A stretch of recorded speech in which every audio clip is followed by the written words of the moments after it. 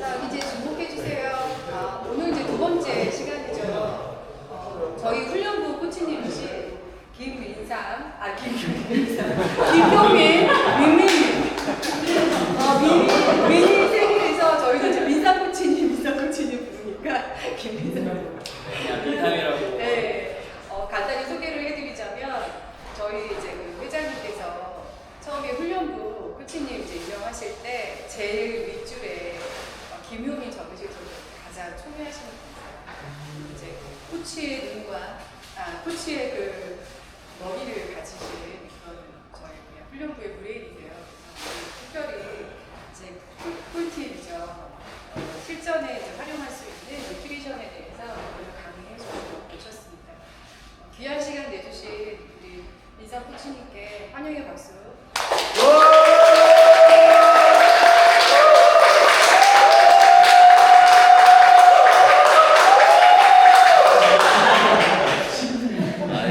반갑습니다. 민삼이고요.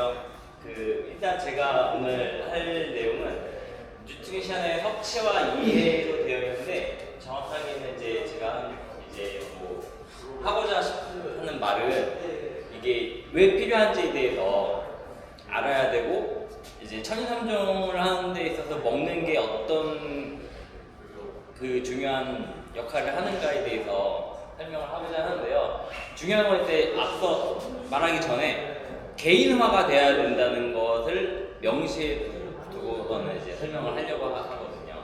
이게 사람마다 이제 먹었을 때 몸에서 반응하는 알레르기원이라든지 아니면 체질이라든지 소화기관의 이제 상태, 유산균의 상태라든지 여러 가지 능력이 다 다르잖아요. 그러다 보니까 스포츠 뉴트리션을 할 때도 모든 대부분의 이제 보급이라든지 아니면 준비 과정에서 대부분이 이제 개인화가 되어야 돼요. 그래갖고 이걸 이제 제가 설명을 하는 데 있어서 각 개별적으로 이제 의문을 갖고 질문을 해주시면은 나중에 그거에 대한 답변을 해주는 그런 시간도. 일단은 먼저 이제 서로는 지구력 스포츠에서 이제 많은 생리적인 요구가 있기 때문에 에너지를 공급하는 게 가장 핵심적인 이제 목적이거든요. 그러니까 저희가 이제 천인삼종 운동을 하는 데 있어서 원동력이 무엇이냐. 그러니까 저희가 어떤 기계나 탈 것이라는 어떤 이동을 하기 위한 어떤 수단이라고 생각을 했을 때 에너지, 연료가 있어야지 갈 거잖아요. 그러다 보니까 연료 섭취를 어떻게 해야지 이 레이스를 완료할 수 있는가에 대한 이제 그런 생각을 하다 보니까 이 거리가 길어질수록 이게 중요도가 점점 높아져요. 그렇다고 해서 단거리라고 해갖고 이걸 등한시해서는 또 레이스에서 또 상대적으로 불리한 그런 입장을 갖게 되니까 확실하게 이해하시면 레이스에 많은 도움이 될 거예요. 일단은 기본적으로 수분이 이제 체중에서 2% 이상이 손실이 되면은 경기력이 현저히 떨어져요. 그래서 이제 다른 영양소보다도 일단 하이드레이션, 수분을 섭취하는 게 우선이 돼야 되고, 그리고 이제 장기적으로도 이제 건강 관련해서도 이제 신경을 써야 되기 때문에 한번 읽어드릴게요. 중요한 건 이거 서문이라서 문제 없고, 이제 부적절한 영양 섭취는 글리코겐 고갈로 인해서 봉크라는 단어 들어보셨나요 혹시?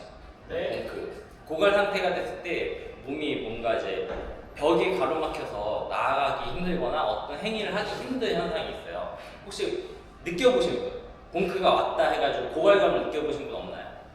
별로 없으셨구나. 열심히 운동을 안 하는 분 아니면 철저하게 운동을 하셨고 이게 혹시나 공복에 유산소를 하는데 운동 강도가 세거나 아니면 이제 환경적으로 너무 열악할 때 이제 보급 없이 운동을 장기간 하다 보면은 이 봉크라는 게 오면은 진짜 잠을 자지 않고는 못 베길 그런 상태가 돼요. 몸이 회복이 그렇다고 뭘 먹는다고 해서 바로 회복이 되지가 않아요. 그렇기 때문에 이거를 최대한 이제 훈련할 때나 경기할 때 피해야 된다라고 알고 계시면 돼요. 그래서 이제 보급이 중요성이 이제 역할을 한다고 합니다. 일단은 이제 에너지 생산 과정과 ATP 이거는 섭취하기보다는 운동 생리학 관련된 어떤 내용이라고 해야 되는데 그래도 저희가 몸에다 넣는 연료가 어떤 종류가 있는지 확인을 하고 가는 과정에서 설명을 좀 할게요. 일단은 ATP라는 말 혹시 들어보셨나요? ATP라고 하면은 어떻게 저희가 몸에서 쓰는 에너지를 활용하기 위한 어떤 하나의 화폐라고 생각하시면 돼요. 그러니까 ATP를 이제 몸에서 얘가 어디 근육에서 에너지를 발생시켜줘 해서 어떤 운동을 수행하거나 동작을 하거나 아니면 이제 생리적인 대사가 일어나거나 이럴 때 모든 게 다 에너지가 필요하거든요. 그것을 이제 ATP라고 해요. 그러니까 화폐죠. ATP를 생성시키는 게 에너지 섭취나 이런 목적이에요. 그래서 일단 이너지 시스템이라고 해가지고 뭐 인상 크레아틴 뭐 잘 모르시겠지만 그냥 간단하게 생각하면은 무산소로 저희가 순간적으로 기본적으로 이제 바로 즉각적으로 사용되는 에너지라고 생각하시면 돼요. 그러니까 대사가 따로 별로 일어나지 않고 몸에 준비가 되어 있는 즉각적으로 쓰여지는 어떤 그러니까 뭐 제가 하이브리드 무슨 차량이라든지 이런 식으로 생각했을 때 가장 우선적으로 어떤 행위를 할 때 가장 빠르게 쓰여지는 그런 에너지 시스템이라고 생각하시면 돼요. 그리고 이제 그 다음에 강도가 높아지거나 약간의 이제 좀 지연이 되면은 그거를 소진하고 해당 과정을 가지고 무산소성 대사까지. 그러니까 산소적인 대사가 없이 몸에서 ATP를 생성해낼 수 있는 어떤 여기는 이제 포도당이 쓰이는 부분이거든요. 포도당은 무산소성 대사에서도 쓰이고 유산소성 대사에서도 포도당이 쓰여요. 그래가지고 저희가 주로 먹는 게 뭐다? 탄수화물. 탄수화물 섭취가 그만큼 중요해요. 포도당 대사에 분자 하나당 뭐 이런 ATP 생성한다. 근데 뭐 이건 공부를 해도 내가 이 수치만큼 어떻게 에너지가 쓰인다라는 개념은 이제 체감하기 어렵기 때문에 넘어가거든요. 그리고 이제 그 다음에 이제 가장 기여도가 높은 게 이제 지방이거든요. 유산소성 대사. 이게 저희 핵심이에요. 왜냐면은 운동 시간이 이제 체내에 있는 이제 저장된 글리코겐을 활용해서 운동하는 데 있어서는 1시간 혹은 이제 운동 강도에 따라서 차이가 나요. 사람마다. 어떤 사람은 같이 레이스를 하더라도 막 숨이 막 헐떡거리는 만큼 달리기를 하겠지만 누군가는 그 정도로 운동하고 싶지 않아 해서 좀 조절해서 뛰는 경우도 있잖아요. 그러다 보니까 운동 시간에 대해서는 1시간에서 2시간 정도 차이가 있지만 그 정도면 대부분 체내에 있는 글리코겐이 거의 다 소진된다고 생각을 하시면 돼요. 그럼 그 다음부터는 이제 몸에서 이제 에너지원을 계속 만들어내야 되는데 이제 지방이 있습니다. 지방이라든지 포도당 추가적으로 이제 포도당을 섭취해가지고 분해해갖고 다시 ATP를 생성해낸다든지 아니면은 내 몸에 있는 지방을 분해해서 ATP를 생성해낸다든지. 근데 글리코겐이라든지 이런 건 아까 전에 말했다시피 1시간에서 2시간이면 체내에 있는 게 많이 고갈이 되거든요. 추가적으로 이제 그래서 저희가 탄수화물 용액을 섭취해 주는 거고 레이스를 이제 지속하기 위해서. 근데 이제 적어요. 근데 지방 대사는 예를 들어서 한 65kg 정도 되는 성인 남자 기준으로 칼로리를 치면 거의 20만 칼로리 정도가 체내에 저장되어 있어요. 그러면은 천일삼정을 진짜 수십 번 완주해도 괜찮을 정도의 에너지량이에요. 다만 이제 제약이 되는 거는 운동 강도. 왜냐하면 에너지 공급 속도가 약간 느린 편이거든요. 그래서 이제 유산소성 대사이기 때문에 저희가 에어로빅, 유산소, 공복 유산소, 조깅 이런 식으로 하잖아요. 그러면은 운동 강도를 치면은 존투 정도? 존투. 그러니까 운동 강도에서 존투라고 하는 개념이 또 이제 약간 어떻게 보면 지금 세고 있는 거예요. 뉴트리션이 아니라 이걸 뉴트리션을 설명하기 위한 이 배경식을. 존투라고 하는 게 사람마다 누구는 심박으로 하고 누구는 파워로 하고 누구는 또 이제 RP 운동 강도라 그래가지고 이제 자각도, 운동 자각도를 통해 가지고 설정하는 사람도 있고 어떤 사람은 호흡으로 설정하는 사람도 있어요. 전문가들이 다 말이 다르지만 이제 제가 체감해본 결과 이제 젖산도 측정해보고 해봤더니 젖산이 생성되지 않는 수준의 운동 강도 사람들이 잘 모르잖아요. 그러면은 이제 유산소성 대사라는 거는 산소가 필요하단 말이에요. 그렇기 때문에 호흡, 온전히 내가 코로만 호흡할 수 있을 정도면은 편한 거예요. 운동 강도가. 그러면 그 정도가 유산소성 대사. 편하게 뛸 수 있기 때문에. 그러면은 지방 대사가 가장 활발하게 일어나지는 운동 강도라고 보시면 돼요. 예를 들어서 킵초게가 2분대로 뛰어도 존투인 경우가 있듯이 한 3분 정도 뛰더라도 그러더라고요. 근데 저희는 이제 대부분 운동 강도를 높여서 레이스를 하고 운동을 하고 준비를 하잖아요. 그러다 보니까 이제 산소를 이용해서 저희가 운동을 해야 되는 종목인데 불구하고 약간 훈련 시간대 효율이 안 나오는 경우가 있어요. 그래서 이걸 좀 가장 주목을 해주셔야 돼요.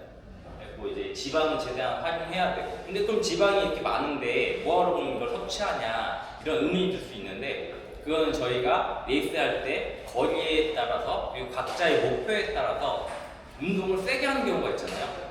그거에 대비해서 전략적으로 섭취를 해야 되기 때문에 뉴트리션이 필요한 거예요. 그럼 이제 뭐 여기 보시면 아까 전에 말했다시피 이제 빠른 것들은 매우 빠르고 ATP 생성 속도가 매우 빠르고 용량은 저장 용량이 현저히 낮은 거예요. 10초 이내 단기간에 고강도 발동. 그러니까 이거 하면은 금방 다 써버리는 거죠, 에너지 시스템은. 그리고 해당 과정을 통해 가지고 포도당과 이제 간이나 근육에 저장되어 있는 글리코겐을 이제 사용할 때는 ATP 생성이 또 생기는데, 이제 해당 과정은 당을 생성해낸다는 그런 표현이거든요. 그래서 그것도 빠르지만 이제 용량은 또 낮아요. 30초에서 2분의 고강도 활동, 400m 달리기나 그 HL, 히트 이런 거 생성할 때 산소는 불필요하고 젖산이 생성돼요. 이제 젖산이 생성된다는 거에 대해서는 젖산도 저희가 이제 또 하나의 에너지원이거든요. 이제 고강도 이제 뭐 예를 들어 연료로 치면은 자동차로 치면 연료가 불완전 연소가 된 거예요.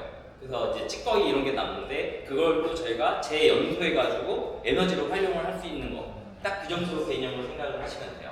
근데 저희가 레이스 할 때는 뭐 가속을 한다든지 코너를 돌아서 순간적으로 가속을 한다든지 아니면은 이제 출발하면서 뭐 갑자기 이제 조절하기 전에 이제 페이스를 이렇게 올린다든지 이런 거 할 때 약간씩 영향을 받기 때문에 이것도 쓰이는 거예요. 그 다음에 이제 유산소성 대사, 지방과 포도당 속도에서 쓰이는데 ATP 생성 속도가 느려요. 이게 지금 핵심이에요. 요거랑 이 빠른 속도들과 이 느린 거, 모든 게 저희가 아무리 천천히 운동을 하더라도 다 쓰여요. 그러니까 천천히 운동한다고 해서 유산소성 대사만 일어나는 게 아니라 천천히 운동을 하는 순간에도 이게 아주 조금 비율적으로 차이가 생기는 거고, 시간이 지속됨에 따라서 이 비율이 유산소성 대사가 지배를 이제 하는 거지 다 쓰이는 거예요. 세 가지가 동시에. 그렇게 개념을 이해하시면 돼요. 세 가지의 연료 시스템이 하이브리드처럼 다 쓰이는데 운동 시작 초반에는 얘가 가장 비중이 높겠죠. 그 다음에 이게 생기고 지방 대사를 조금 시작되겠죠. 그리고 5분, 10분 지날 때마다 이게 빈도가 이제 유산소성 대사로 전부 다 거의 90% 이상이 차지를 하는 거예요. 그래서 저희가 1시간 이상 운동을 한다. 그럼 대부분 의존해야 될 거는 유산소성 대사예요. 근데 중요한 거는 운동 강도나 이제 컨디션, 환경에 따라서 이 비중이 이제 온전히 다 메꿔져서 에너지 시스템이 작용을 하면은 레이스 하는데 문제가 없겠죠. 근데 중간에 에너지 공백이 나타나요. 페이스 조절이나 아니면 이제 에너지 사용하거나 훈련의 상태에 따라 가지고 이 에너지 저장된 것과 얘가 다시 에너지를 생성하는 데 느린데, 생성하면 충분히 얘 ATP를 생성해 줘야 되는데 지방이 그거를 얘네가 다 고갈할 때까지 충분히 훈련이 안 돼 있어가지고 유산소성 대사를 발현하지 못하면은 이제 공백이 생기겠죠. 그래서 그 공백을 메꾸기 위해서 저희는 뉴트리션 섭취를 하는 거예요. 이제 탄수화물 종류별 보면은 이제 이거가 왜 알아야 되나 싶겠지만 한번 설명을 해볼게요. 저희가 이제 포도당을 먹잖아요, 대부분. 탄수화물을 먹게 되면은 체내에서 이 포도당으로 이제 분해를 해가지고 몸으로 세포 안으로 운동을 해야 되는데, 저장을 하거나 아니면 활용을 하기 위해서 이동을 해야 되잖아요. 에너지원이니까. 근데 그거에 따른 수용체가 달라요. 운동을 해줘야 되잖아요, 체내에서. 그렇기 때문에 이게 굳이 설명을 하면은 소장이 장세포의 정당 경계에서 이런 말이니까 넘어가죠. 뭐 나트륨 기울기에서 넘어가도 돼요. 다 필요 없어요. 중요한 거는 이제 얘가 그냥 포도당 친자에서 그냥 수동체 하나의 셔틀이라고 보면 돼요. 그냥 먹었는데 설탕을 먹었다. 그러면 이제 글루코스 하나랑 이제 과당, 프럭토스라고 과당 하나 이렇게 나눠진단 말이야. 그러면 과당은 간으로 가야 돼요. 간으로 가고, 그리고 이제 얘는 이제 얘네들을 통해 가지고 이제 근육이나 뭐 여기 소장이나 이런 데서 세포로 가고. 그래서 셔틀이 다르기 때문에 굳이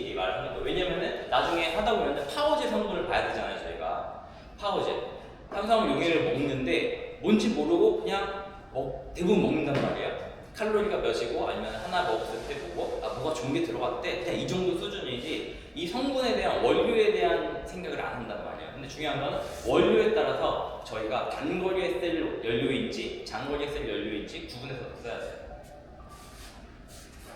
그러면 이제 과당 구성체랑 구분하기 위해서 한 거고, 앞에는 그냥 그렇다 치고 과당은 그냥 따로 작용한다고 생각해야 돼요. 이걸 왜 알아야 되냐면은 저희가 이제 과당 같은 경우에는 이제 보시면은 이제 그 위장장애 문제를 유발하거든요. 많이 먹으면은. 근데 필요한 애예요. 왜 그러냐면은 탄수화물이 이제 운동을 하다 보면은 시간당 필요한 이제 섭취량이 있어요. 저희가 운동 강도에 따라서 거리에 따라서. 그러면 이제 탄수화물을 저희가 많이 공급을 해줘야 되는 그런 입장이거든요. 저희의 운동은 고강도이기 때문에. 근데 이제 탄수화물을 먹었을 때 너무 많이 먹게 되면 어떻게 해요? 속에 혈류가 많이 가고 속이 불편하거나 위장장애가 생길 수 있단 말이에요. 그러면은 1시간이라고 이제 제약을 걸었을 때 1시간 이내에 저희가 가장 많은 탄수화물을 먹어야지 연료를 많이 확보할 수가 있겠죠. 근데 아까 전에 말했다시피 그냥 포도당만 많이 들어가면은 이게 대사가 제대로 못해요. 그렇기 때문에 과당이라는 걸 해가지고 대부분의 이제 파워젤 회사나 이런 데서도 연구를 하면은 보통 이제 포도당이 2 그리고 과당이 1의 비율을 스탠다드하게 잡아놓고 이렇게 만드는 회사가 이제 조금 연구를 하고 만드는 회사, 그리고 단일 성분으로 하는 회사는 어떤 특정한 목적이 있어서 그 파워젤을 타겟팅해서 만들거나 아니면은 생각 없이 그냥 그렇게 만드는 회사 이렇게 있단 말이에요. 그렇기 때문에 과당과 이제 탄수화물의 비율 생각합니다. 그래서 다중구성 탄수화물 전략이라고 그래가지고 아까 말했듯이 포도당과 과당이 서로 다른 운동체이기 때문에 생각보다 많이 먹었을 때 이거를 분배해가지고 대사적인 장애 없이 에너지원을 확보할 수 있는 그런 전략이 있기 때문에 굳이 이걸 설명하려고 넣어요. 그래서 이제 최대 탄수화물은 시간당 90g을 흡수할 수 있다. 90g 상당히 많거든요. 대부분의 파우젤 한 팩에 얼마인지 아시는 분들? 탄수화물 용량. 탄수화물 용량 계산해서 드시는 분 혹시 없나요? 계산은 이제 해서 드셔야 돼요.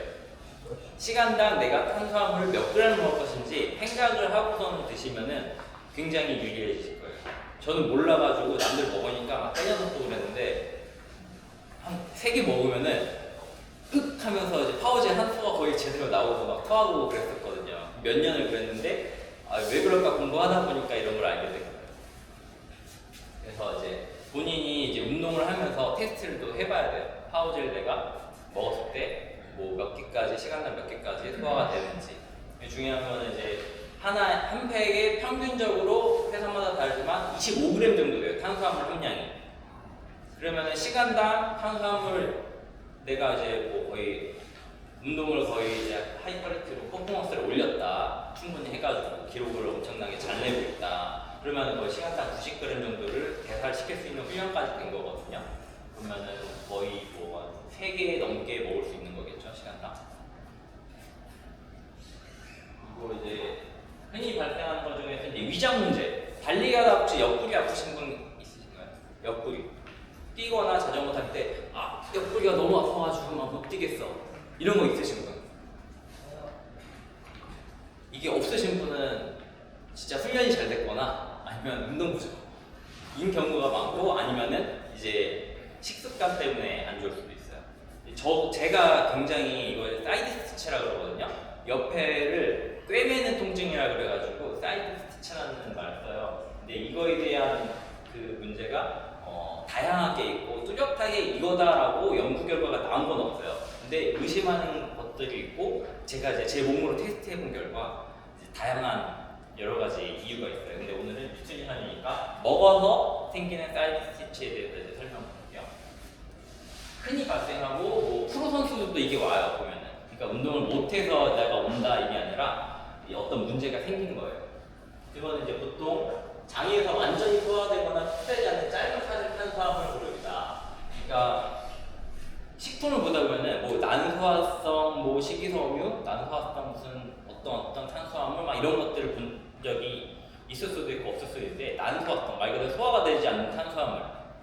그런 것들이 보통 장내에서 이제 뭐 식이섬유면 다 좋다고 생각을 하잖아요. 근데 사람마다 다르고 체질마다 다른데 저 같은 경우에는 안 맞아요. 식이섬유를 먹었을 때 가스가 생성됐을 때 저는 장기가 되게 약하기 때문에 그 압력에 의해서 이제 공격을 받는 상태가 돼요. 그러다 보니까 안 맞아요. 근데 장기가 되게 튼튼한 사람은 식이섬유를 먹더라도 되게 튼튼하고 건강하고 그런 분들도 계셔요. 그렇기 때문에 이거는 개인화 해가지고 습득을 하시면 돼요. 근데 만약에 이제 과민성 장 증후군이 있거나 아니면은 야채나 뭐 탄수화물을 먹었을 때 혹은 내가 뭘 먹었는지 기억은 안 나는데 가스가 자주 발생하고 이제 독한 냄새가 나거나 불편한 거다고 생각을 하는 게 있다. 그러면은 이런 거에 대해서 알고 가셔야 돼요. 왜냐면은 이제 대회 중에 이러면은 굉장히 난처하잖아요. 대회 중에 갑자기 가스, 배가 너무 아프고 막 트름 방구 계속 나오는 것 같고 막 아프고 너무 힘들단 말이에요. 그 레이스 경기력에 영향을 주고 심지어는 이제 극심한 통증에 시달리는 경우도 있기 때문에 이 포드맥이라고 하는 거는 보통 이제 이 탄수화물 때문에 생기는 경우가 많아요. 그래서 이제 장기에 이제 혈류가 감소하고 팽창이 되고 통증이 생기고 그래서 이제 보면 대회 전에 이제 고섬유질 식품을 피하는 게 이제 핵심이에요. 대회 직전에 뭐 풀, 야채, 막 식이섬유 이런 거 먹잖아요. 전날에. 그러면은 다음날 이거 이제 가스로 인한 영향을 크게 받을 수가 있어요. 그리고 식이섬유는 대회 직전에는 최대한 피해야 돼요. 그리고 장이 안 좋으신 분들은 대회 전이 아니라 평소에도 조절해야 돼요. 그러니까 일부러 먹을 수도 있고 뭐 미식이나 아니면 미량 영양소나 뭐 다른 뭐 이유로 인해 갖고 먹을 수는 있어요. 저도 일부러 먹기도 하고 하거든요. 근데 중요한 거는 이제 장이 너무 안 좋거나 그런 현상이 심한 분들은 평소에도 조금 피하시거나 이제 평소에는 이제 그런 건 이제 의사와 상의하셔서 피하시고 레이스 직전에는 무조건 대부분 피하셔야 돼요. 그리고 고식이섬유를 피하기 위한 이제 포드맥 식단 전략을 짜서가지고 이제 식이섬유가 적은 이제 감자나 쌀과자 메인 이거 찾아보면 더 나와요. 이건 제가 솔직히 제가 선호하는 것들이라서 넣은 거예요. 제한적으로 사용하는 거. 그리고 이제 고 포드맥 식단이라고 해가지고 나오는 것도 다 피할 필요는 없어요. 본인이 먹어보고 이거 확실히 나 안 맞다, 가스가 많이 발생한다, 아니면 변 상태가 어떻다 이런 걸 다 체크를 하시는 게 좋아요. 건강을 위해서라도. 저 같은 경우에는 고식이섬유 제품이지만 수박을 굉장히 좋아해요. 수박을 먹었을 때 이제 영양학적인 어떤 이점들이 저는 개인적으로 잘 맞고 좋아가지고 수박은 좋아해요. 그러니까 수박을 이제 먹기는 먹는데 이제 대회 전에는 좀 직전에는 좀 피하는 편이에요. 대회 끝나면 열심히 먹기도 하고 너무 철저하게 다 고식이섬유는 안 좋아 이렇게 하실 필요는 없고 대회 직전에 가스 발생이나 장 트러블로 인한 그 문제를 피하기 위한 전략이라고 생각하시면 돼요. 그리고 이제 식이섬유와 단백질, 지방도 섭취를 좀 제한하는 경우가 있는데 식이섬유는 무조건 제한하는 게 저는 이제 좋다고 보여지고 근데 만약에 다음날 내가 솔직히 이제 뭐 말 못하면 변비가 있다 근데 배출을 해야 되는데 어떡하나 그러면은 전략적으로 이걸 또 이용을 할 수가 있어요. 식이섬유가 들어가면은 이제 아까 말한 가스나 배변 활동이 자극이 되기 때문에 이제 대회에 영향을 주지 않지만 이걸 이용해서 배변을 대회 직전에 끝낼 수 있게끔 하기 위한 전략으로 사용할 수 있는 거죠. 그래서 이것도 훈련을 통해 갖고 내가 점심쯤에 식이섬유를 많이 먹으면은 오늘 저녁은 아니고 내일 아침에 이게 배변을 하는구나 이런 루틴을 한번 찾아내야 돼요. 식사를 하시면서. 그래가지고 내가 배변 루틴이 있을 거 아니에요. 보통 대부분 뭐 식단에 따라 다르겠지만 규칙적인 식단을 한번 만들어보고 대회 전이라고 생각하고 한 일주일 정도 투자해서 규칙적인 식단을 할 거예요. 그래갖고 하루에서 이틀 정도 뒤에 내가 배변감이 있나 없나 막 이런 걸 확인하고 없으면은 식이섬유를 넣어서 먹었더니 뭐 직방이다, 누구는 직방이다, 누구는 뭐 반나절 있다가 아니면 다음날 이런 식으로 해가지고 이제 활용을 할 수는 있어요. 그래서 이제 식이섬유 이용하거나 아니면 제한하거나 단백질 같은 경우에는 소화 시간이 오래 걸리고 뭐 이제 혈류가 이제 장으로 가고 미배출 속도라 그래가지고 음식물을 먹었을 때 보통 3시간 뒤에 소장으로 넘어가거든요. 이제 그 시간을 너무 지연시킨다 그래가지고 피하고 지방 같은 경우에도 이제 너무 많이 섭취하면은 이제 지방변이라고 그래가지고 제대로 대사가 안 된 상태에 결과물을 나면서 이제 영양학적으로 손실이 있을 수 있기 때문에 좀 피하는 경우가 있었는데 적정량은 상관이 없어요. 소량은 상관이 없고. 그리고 이제 개인적으로 저는 대회 전날 고기만 먹은 적도 있어요. 그리고 이제 개인화가 되어야 되는 저 같은 경우에는 주식단이 그 카니보어라고 혹시 아시나요? 카니보어라고 저는 육식이에요. 그러니까 저는 풀떼기만 먹으면은 그냥 거의 인간 녹직계라고 보는 거예요. 포드맵을 피해야 되는 그런 이제 약한 체질 중에 한 명이에요. 그래서 저는 이제 단백질을 섭취에 의존을 하는데 확실히 탄수화물을 먹었을 때보다 그 에너지가 충만한 느낌이 거의 없어요. 근데 이제 운동 강도나 이런 생활 습관을 조절해가지고 단백질만으로도 이제 생활을 지방도 충분히 섭취하고. 근데 이제 개인화를 하기 때문에 이런 제한적인 것은 이제 절대적이지 않다는 걸 알고 가시면 돼요. 내가 했고 내 몸에 맞는. 그래서 이제 제한하거나 이런 제약을 가는 거는 1번 소화 시간. 위배출이라는 걸 이제 저희가 대회 직전에 식사를 이제 몇 시에 해야 되는 그런 루틴들을 만들잖아요, 대부분. 근데 평균적으로 2시간 40분 정도에서 많게는 3시간 지나서까지 대략적으로 3시간 이렇게 잡고 나서 먹었던 음식물이 이제 소장으로 일괄적으로 조금씩 이렇게 넘겨주는 위배출이라는 시간이 걸리거든요. 그렇기 때문에 저희가 대회 경기 시작 3시간 전에 식사를 하는 게 이제 그냥 뭐 불문율처럼 사람들이 이렇게 만드는데 알게 모르게 이제 현명하게 잘 루틴화가 된 거예요. 근데 알고 가자면은 위배출 시간 때문에 내가 음식물이 남아 있는 상태에서 레이스를 뛰면은 불편하거나 소화가 덜 된 상태에서 위장에서 부패가 일어날 수 있기 때문에 이제 그런 충분한 시간을 확보해줘야 된다는 거. 그래서 소화 시간에 대해서 이제 언급을 하기 위해서 이런 제한을 주는 거예요. 위장 부패가 사이드스치 이런 거 있고 탄수화물을 방해하는 거, 식이섬유. 단백질 섭취 저는 솔직히 이거는 뭐 열심히 반박하고 찾아보려고 해도 크게는 없지만 제 체감상으로는 크게 큰 영향은 없었던 것 같아요. 저한테는 되게 잘 맞아서. 근데 누군가는 단백질 고기를 먹었을 때 되게 민감한 분들도 있으니까 잘 한번 테스트해가지고 개인화를 시켜보시면 좋을 것 같아요. 이거 대회가 이제 시작되기 전에 뭐 시간이 없어가지고 막 그냥 1시간 전에 막 무거운 식사를 했을 때는 혈류와 근육으로 집중돼야 되는데 장기로 다 가요. 그러면 이제 그 혈류를 또 근육으로 보내게 된단 말이에요. 운동을 하게 되면은. 그러면 음식물이 여기 남아있는 채로 엄청난 부담을 가진 채로 운동을 하기 때문에 그걸 피해야 돼요. 그래서 식사를 되도록이면은 3시간 전에 하는 중. 그리고 만약에 내가 좀 고갈 상태 컨디션이 안 좋고 탄수화물이 필요하거나 에너지가 필요한 거 같고 불안하다 그러면은 약간 유동식이라든지 아니면은 아까 말했던 파우제나 이런 탄수화물 유익을 이용하는 게 방법이긴 해요. 근데 추천은 하지는 않아요. 그리고 뭐 예시는 이런 거 그냥 간단하게 고포드메 식품은 그냥 가스가 많이 발생하는 애들, 가스가 덜 발생하는 애들 이렇게 생각하시면 돼요.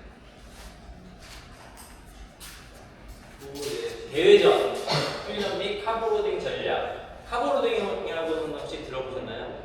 마라톤만 할 때도 보통 들고 있어서 카보로딩. 네. 카보로딩은 이제 탄수화물을 몸에다가 저장을 하기 위한 어떤 전략이거든요. 평소에 예를 들어서 제가 100이라는 수치의 퍼센티지에 탄수화물 그 에너지원을 저장하고 있으면은 이거를 일부러 온전히 다 고갈시키고 나면은 몸에서 이거를 더 미리 쌓아놓으려고 해요. 과하게. 내 몸에서 항상성 있게 그냥 100 정도의 에너지원만 소비하는데 이걸 일부러 다 소진해버리는 거예요, 고갈을. 그 다음에 이걸 과하게 뭐 120, 130, 많게는 뭐 180, 200까지도 저장을 과하게 해놓는 거. 그러면은 이제 레이스할 때 아까 말했듯이 뭐 체내에 저장되어 있는 글리코겐이 1시간에서 2시간인데 조금 더 가요. 조금. 2배로 막 그렇다고 3-4시간 가는 건 아니에요. 조금 더 가요. 그래가지고 카보로딩 전략도 이제 예를 들어서 이제 충분히 카보로딩 되어 있으면은 아까 전에 말했다시피 그 에너지 공백을 충분히 메꿀 수 있기 때문에 그 아는 사람보다는 이 탄수화물 섭취를 줄일 수가 있어요. 이 탄수화물 섭취를 필요하면서도 먹는 것 자체가 몸에 부담이기 때문에 줄이면 줄이고 레이스를 완료할수록 되게 효율적인 거예요. 전통적으로는 이제 3일 동안 저탄수화물 식단 그리고 고강도 운동을 해요. 그러면 체내에 있는 글리코겐이 거진 소진이 되는 거예요. 말라가는 거죠. 힘들어지고 기력도 없고 그 상태에서 엄청나게 소진을 시킨 상태에서 이제 나머지 3일 동안은 고탄수화물, 탄수화물 위주로만 계속 먹는 거예요. 그러니까 순간적으로는 거의 2, 3kg가 찔 정도로 이렇게 만드는 경우도 있어요. 근데 이제 이건 되게 오래된 거고 이제 그게 너무 비효율적이고 피로감도 있고 부담이 되니까 이제 3일짜리 프로토콜 같은 게 나온 거예요. 고갈 단계 없이 뭐 하루에서 3일 정도의 탄수화물 섭취량을 늘리고 그리고 훈련량을 줄여가지고 그러니까 잘 먹는 거 대신에 이제 이때도 이제 고강도 훈련이 들어가요. 이렇게 제대로 들어가진 않는데 고강도 훈련을 이제 3일 동안 짧은 인터벌이나 이런 거 해가지고 순간적으로 아까 전에 말했다시피 소진되는 게 빨랐잖아요. 여기 처음에 여기 봤을 때 이 이너지 시스템이나 이 해당 과정을 빨리 해가지고 이런 고강도 활동 대부분 이런 걸 이용해가지고 글리코겐을 소진을 시키는 거예요. 그거를 이제 탄수화물 위주로 식사를 해가지고 이런 걸 간편하게 해가지고 조금 이득을 보는 정도. 그리고 최신 하루짜리 이런 게 있어요. 대회 전날 짧은 고강도의 운동. 그 다음에 이제 이런 식으로 섭취하는 방법. 근데 이게 사람마다 다르고 환경마다 다르고 이제 뭐 제약이 있고. 근데 이거 하는 거에 비해서 솔직히 이제 저희 동호회 수준에서는 제가 해본 결과 크게 체감하기가 쉽진 않아요. 그리고 그렇게 만들기도 쉽지도 않고 그리고 만약에 고강도 운동을 대회 직전에 한다 좀 많이 부담이 돼요. 퍼포먼스가 오히려 떨어져서 안 나오는 경우가 있어요. 충분히 많이 훈련을 해가지고 고강도 운동을 하더라도 뭐 다음날 그 다다음 날에 이제 신체적인 데미지가 없는 수준이다 그러면은 저는 추천합니다. 근데 그 정도가 아니라 그러면은 이제 뭐 적당히 이 정도의 느낌 탄수화물 위주로 밥이나 먹자 이런 느낌 그렇게 생각합니다. 그래서 너무 의존하지 않아도 된다. 그리고 아까 전에 미리 나왔는데 3시간 전 경기 식사 위배출 때문에 하는 거. 그리고 혈당 스파이크라는 말 혹시 안 들어보셨나요? 탄수화물 먹었을 때 혈당 치솟았다가 그 다음에 이제 그 인슐린이 분비되면서 그걸 이제 몸에 저장을 하기 위해서 세포 내에 저장을 하기 위해서 분비가 된단 말이에요. 그럼 혈중에 있는 이제 그 당분들이 세포 안으로 흡수가 되니까 일시적으로 혈당이 낮아져요. 그러다 보니까 내려가는 혈당이 순간적으로 줄면은 피로감을 느끼거나 막 졸리거나 이런 경우가 있거든요. 그럼 운동하는데 스파이크를 해가지고 텐션이 떨어지면 퍼포먼스가 안 나오겠죠. 그렇기 때문에 이 혈당 관련 부분에서도 3시간 전 식사가 혈당 안정화에 도움이 되기 때문에 혈당이 일정하게 안정화된 상태에서 레이스를 해야지 제대로 된 퍼포먼스가 나오기 때문에 경기 3시간 전 식사가 아까 전에 그 위배출 시간이랑 맞물려가지고 이거 운동 직전에 섭취 워밍업을 충분히 해야 돼요. 이거는 방금 전에 말했던 거랑 똑같은 개념인데 그 인슐린으로 인해 가지고 혈당 스파이크를 맞으면은 경기 예를 들어 수영하기 전에 대부분 이제 보면은 수영하기 전에 긴장하거나 이제 도열할 때 막 초조하고 뭐라도 탄수화물 카보로딩 해야 되니까 이거라도 또 먹어야지 하고 이렇게 막 먹는단 말이에요. 근데 중요한 거는 이걸 먹었을 때는 이제 또 인슐린이 분비되면서 혈당을 나 수영하고 있는데 갑자기 졸리다. 제가 해봤어요. 일부러 준비 운동 없이 대충 옷만 입고서는 이거 먹어볼까? 남들 다 먹으니까 먹었어요. 수영하다가 한 1km 안 갔는데 막 비몽사몽 되면서 수영하다가 이제 잠들 뻔했거든요. 너무 민감해가지고. 그래가지고 이제 혈당 때문에 만약에 내가 탄수화물에 대한 욕심도 있고 이 긴장감도 있고 남들 먹으니까 나도 군중심리에서 먹고 싶거나 아니면 나의 하나의 어떤 루틴이다. 그러면은 드셔야겠다 싶으면은 진짜 충분한 그 레이스 느낌이 날 정도의 느낌으로 워밍업을 해주셔야 돼요. 그래가지고 워밍업을 충분히 하게 되면은 그 인슐린 분비랑 상관없이 아까 전에 말했던 글루트4라 그래가지고 수송체가 작용을 하거든요. 그래가지고 여기서 이제 인슐린과 무관하게 포도당수를 촉진할 수가 있어요. 그러니까 운동이 동반돼야 돼요, 결국에. 근데 출발 아직 안 했는데 먹어가지고 인슐린이 분비가 되면 돌이킬 수가 없는 거예요. 떨어져요. 호르몬이 췌장에서 분비돼가지고 이미 혈중에 돌기 때문에 그 몸의 세포에 저장을 해버리거든요. 그래서 운동을 내가 하고 있다라는 거를 몸에 신호를 줘야 돼요. 그래가지고 인슐린 분비를 조금 작용을 줄여가지고 포도당 흡수를 하는데 문제가 없도록 포도당이 운동하는데 바로 쓰이도록 근육을 그래가지고 준비 없이 당장 섭취는 그 레이스 강도에 따라서 또 상대적이에요. 고강도의 레이스라고 하면은 그런 게 아니라 저강도로 내가 천천히 수영을 천천히 시작할 거야 이랬는데 이걸 먹으면은 역효과를 받을 거야. 이거 내가 수영을 좀 열심히 하는 스타일이다. 그러면은 준비 운동을 하고 나서 뭐 먹더라도 크게 문제가 되지는 않을 거예요. 저는 열심히 수영을 하는 스타일이 아니기 때문에 안 먹어요. 그래서 이제 개인화 시켜서 참고하시면 돼요. 취침 직전에 카보 운동 할 때 아까 말했다시피 3시간 걸린단 말이에요. 밥 먹고 소화시키는데 근데 소화가 안 됐는데 이대로 잠들어 버리면은 다음날 혹시 피로감을 느끼거나 이런 적 과식하고 나서 소화가 안 되는데 잤어요. 근데 다음날 아침에 막 속 쏘이고 배고프고 분명히 저녁에 많이 먹었는데 더 배고파요. 그리고 피곤하고 그게 이제 레이스에 영향을 주기 때문에 밥 먹었을 때 충분히 소화시킬 시간을 확보하고 수면에 드는 게 레이스에 오히려 도움이 돼요. 그러니까 먹는 것도 중요하지만 자는 게 굉장히 중요하단 말이야. 먹는 것 때문에 잠을 못 자면은 오히려 더 많이 먹어요. 그렇기 때문에 카브로딩을 만약에 한다고 했을 때 내가 몇 시에 잠들 건지 생각을 해보고서는 음식 섭취를 조절을 하셔야 돼요. 그리고 이제 대회 중 이제 코스별, 강도별 이제 수영 중에는 칼로리 섭취 기회가 제한적이기 때문에 경기 전 식사에 의존을 한단 말이에요. 근데 이제 수영을 너무 열심히 해서 수영에서 에너지가 필요할 것 같은 사람은 수영 직전에 먹는다고 했잖아요. 준비 운동을 충분히 하면 괜찮다.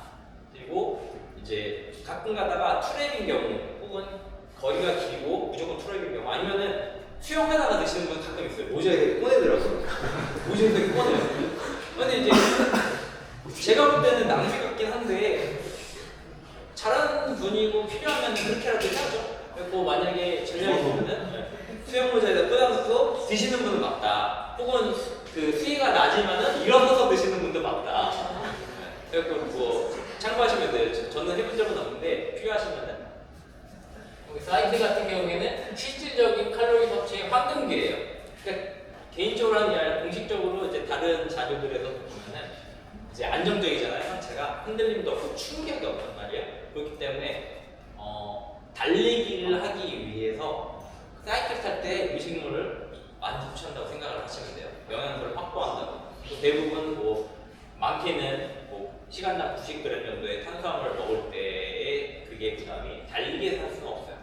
달리기 하다 보면 무조건 좀 부담이 많이 돼요. 그래서 대부분 분배를 잘해야 돼요. 사이클에서 대부분의 보급을 끝내고 달리기는 달리기 하면서 이제 먹어보면은 테스트를 보면 알거든요. 달리기 하면서 내가 파우치를 먹어봤는데 어떻더라, 여기가 아프더라, 아니면 속이 불편하더라 말일 거 아니에요. 그걸 했을 때 소화 가능한 거를 최소화 시켜가지고 전략을 짜고 나머지 에너지 없는 사이클에서 최대한 먹는다고 해가지고 90g을 초과하게 되면 혈류가 진짜 위장 부담되면서 피로하게 하고 졸리고 그렇기 때문에 이제 훈련에 따라서 이거는 시간에 따라서 이렇게 설명을 하는 것도 있지만 운동 강도랑 그 훈련 상태에 따라서 달라진다는 거 아셔야 돼요. 상대적이라는 걸 구직을 해서 그래서 액체랑 이제 사이클에서 고용물이 가능한 거죠. 고용물 달리기 하면서 고용물은 굉장히 부담이 되거든요. 근데 뭐 소화기관이 튼튼하신 분이고 달리기 하면서 나는 뭐 피자를 먹어도 상관이 없다 그런 거는 드셔도 상관없겠죠. 근데 한번 테스트를 해보세요. 뛰면서 내가 에너지바를 먹어도 상관없더라. 뭐 트레일러 하는 경우에는 뛰면서 고용을 먹는 경우도 있거든요. 근데 이제 속도가 그렇게 빠르지 않으면 되는데 만약에 내가 욕심이 있어 빨리 달리는데 고용물을 먹어보면은 왜 씹다가 손 넘어가요. 막 씹다가 막 살을 들고 그렇기 때문에 이전에서는 이제 고용물은 이제 이쪽에서 하고 달리기 할 때는 젤이나 추 아니면 이온 음료처럼 소화하기 쉬운 걸로 유동식으로 하시면 좋습니다. 그리고 이제 소화 흡수 메커니즘 해가지고 하는데 1시간 미만이면 솔직히 안 먹어도 돼요. 아까도 말했다시피 체내에 있는 글리코겐으로 전부 다 가능한 퍼포먼스가 나오기 때문에. 그리고 이제 2시간 정도 넘어가면은 파우치 1개 정도, 한 개 정도 드시는 게 나은 거고 강도에 따라서 먹는 거고요. 그리고 이제 2시간 넘어가면서부터는 이제 시간당 이제 2개에서 3개 정도 먹는 게 낫다. 근데 이제 여기서 이제 중요한 건 이 이내에서는 포도당. 근데 포도당을 직접적으로 섭취하면 위장에 되게 불편하다라는 게 이제 어떤 의학적인 견해가 있거든요. 포도당을 직접적으로 섭취하는 경우는 좀 불편해요. 저는 되게 예민해서 불편해요. 그러면 이제 뭐냐, 포도당만큼 빠른 이제 말토덱스트린이라는 그런 탄수화물 원이 있어요. 포도당 이게 분해되면 바로 포도당 되고 엄청나게 소화가 빨라요. 그럴 때는 이런 걸 이용해가지고 드시는 거고, 또 이런 성분에 대해서는 그 다음 장에서 설명할게요. 다중수로 가능한 탄수화물. 왜 시간당 탄수화물 섭취가 많아야 되는데 이 단순당으로는 이걸 했을 때 위장에 상당히 부담이 되기 때문에 다중수소. 그래서 과당 혼합물이 이제 2시간 반 이상부터는 과당 혼합물이 이제 필요한 거예요. 그래서 이제 파우더의 성분을 내가 선택할 때 어떤 운동을 할 것이냐, 어떤 운동 강도를 할 것이냐에 따라서 선택하시면 돼요. 이 과당 같은 경우에는 너무 많이 비율이 안 맞게 들어가면은 진짜로 이게 불편해요. 엄청 불편해요. 그리고 섭취 빈도는 이제 이게 잘 모르시겠지만 깨다가 파우젤만 보통 쭉 이렇게 먹고서는 말잖아요. 아니면 입만 살짝 물로 헹구고. 근데 그 운동 생리학 관련해서 탄수화물 용액의 농도에 따라서 이게 어떤 영향이 있는지에 대해서 그것도 제가 준비했으니까 여기 보면은 24g 정도 기준 대부분의 탄수화물, 예를 들어 이제 요즘 유명한 킵추게 파우더 있잖아요, 몰텐. 그걸 그게 25g이거든요, 탄수화물이. 그거 먹었을 때는 이제 400ml 물을 같이 마셔줘야지 6%짜리 농도가 돼요. 그러니까 탄수화물용에 위장에 탄수화물 그 파우젤이 들어가고 내가 뭘 따로 섭취했을 때 탄수화물의 이제 그 희석 농도를 봤을 때 400ml가 돼야지 6% 농도가 되고 8% 하려면 300ml 정도 되고 10% 정도면 240ml를 마셔야 돼요. 이 물의 농도에 이제 약간 의미했을 때 다음 장 보시면 이 그래프를 보시면은 이게 위 배출 속도거든요. 음료만 먹더라도 이게 위 배출이 필요해요. 먹는다고 해서 액체니까 그냥 쭈르르 넘어가는 게 아니라 위에서 잠시 넘어가가지고 어떤 대사 과정을 거친 다음에 시간적으로 조금씩 위 소장으로 이렇게 넘겨주는 거거든요. 그래서 그 위 배출의 속도에 대한 연구가 있어요. 탄수화물 농도가 0%일 때 그냥 물만 마시면은 소장으로 쭉 넘어가요. 근데 여기 탄수화물 농도가 들어간다 2%. 그러면 조금 지연이 되죠. 그리고 4%가 80% 정도로 늦어져요. 그리고 6%가 이 정도 60, 70% 정도 사이. 그러다 보니까 현저하게 이게 20%라고 보시면 돼요. 이게 원래 정상적으로 빠른 속도라고 하면 그냥 속도라고 치시면 돼요. 그냥 20km, 100km다 생각하시면 됩니다. 그럼 이제 탄수화물 용액의 농도가 12%가 넘어가면은 위에 남아있는 거예요. 대사가 안 일어나요. 그리고 파우젤을 막 때려 넣으면은 운동을 하는데 난 파우젤 먹는데 왜 힘이 안 나지? 힘이 안 나는 거야. 아직 위장에 남아있기 때문에. 왜냐하면 위장에서는 탄수화물을 소화하거나 대사할 수가 없어요. 소장으로 넘어가야지 몸에서 이제 그때부터 이제 대사 과정이 거쳐지는 거죠. 위에 남아있는 거는 그냥 못 쓰고 있는 거예요. 맛만 느낀 거고 그냥 포만감만 생긴 거예요. 그래서 위배출이 일어나야지 그제서야 제대로 대사가 일어나는 거. 그렇기 때문에 이제 뭐 훈련 상태에 따라서 이게 조금 차이가 좀 생기긴 해요. 하지만 이제 뭐 찾아보면은 대부분 6%에서 10% 사이의 농도를 맞추는 게 좀 이상적이라고 나와있어요. 그래서 내가 만약 부담스럽고 그렇다 하면 4%도 되긴 하지만 6%에서 10%. 그래서 물을 아까 전에 말한 것처럼 파우젤 하나 먹을 때마다 이 정도 먹어줘야 된다라고 기억을 하시면 돼요. 이거 모르고선 전 옛날 파우젤만 먹었거든요. 그럼 무조건 3개 먹으면 3개째부터는 파우젤이 그대로 나오는 거예요. 왜? 위장에 파우젤밖에 없으니까 물은 안 마시고. 그럼 사람들이 뛰다가 막 토하는 사람들, 파우젤 나 이렇게 먹는데 다 토했어 이런 사람들 물 농도에 맞춰서 안 먹었기 때문에 그래요. 왜냐면 소장으로 넘기지 못하니까 위에 부담이 되고 위에서는 나 운동해야 돼 이렇게 필요 없어. 파업하는 거예요. 파업. 일 안 해. 그래서 충분한 수분이 필요하다는 이거 모르면 정말 파우젤 나 많이 먹는데 힘 안 나. 막 이렇게 굉장히 중요하다는 거 아시죠? 그리고 이제 종류 같은 경우에는 이제 젤, 저희가 흔히 짜먹는 거, 그리고 추라고 마이분이 그런 거 있잖아요. 마이분이 네, 마이분이. 그런 거, 그러니까 마이분을 드시라는 건 아니에요. 그러니까 파워젤의 형태가 이런 제형으로 되어 있는 그런 게 있다라는 그런 소개를 하는 거예요. 이게 보편적인 방법들. 그래서 이제 덱스트로스나 글루코스나 똑같은 말이거든요. 포도당이에요, 그냥 단순당. 바로 이제 단당류로 빠르게 포도돼가지고 에너지원으로 사용되고, 수송체는 이제 몰라도 돼요. 그냥 과당이랑 다른 수송체 이렇게 생각하면 돼요. 그리고 이제 레이스에서 좀 그나마 제일 안정적인 원료는 이거예요. 말토덱스트린. 말토덱스트린이 먹었을 때 위장에 대한 부담도 굉장히 적고 아주 좋아요. 그래서 이제 저 같은 경우에는 일반적인 김성 파워젤도 먹는 편이거든요. 근데 주 원료가 말토덱스트린으로 이제 만든 걸 선호하는 편이에요. 위장의 불편함을 최소화하기 위해서. 그리고 이제 더 나아가서는 이제 집에 말토덱스트린 파우더를 아예 갖다 놓고 저는 물통에다가 포뮬러를 아예 만들어서 타먹고 그런 경우가 많아요. 그리고 이제 치매에서 소화가 되지만 소장으로 넘어가도 대사가 되고, 이제 탐투압 때문에 그래요. 탐투압 때문에 이제 포도당만큼 빠르게 굳어요. 그래서 설탕보다는 달달한 느낌도 거예요. 설탕 같은 경우에는 포도당 하나, 과당 하나예요. 설탕이 들어간 설탕 같은 경우에는 포도당 하나, 과당 하나. 일단은 여기까지 오시죠. 10분 휴식하고 다시. 여기까지 하고. 네. 그래가지고 과당 같은 경우에는 이제 과일에 들어있는 당이죠. 프럭토스하고 프루치할 때 프루츠, 과당 하면은 속도가 느리고 이제 수송체가 다르기 때문에 간으로 와요, 간으로. 그래서 배치했을 때 총 탄수화물 이제 수량을 높일 수 있고, 대사는 당연히 시간차가 생기겠죠. 그렇기 때문에 좀 전략적으로 사용할 수 있는 과당이에요.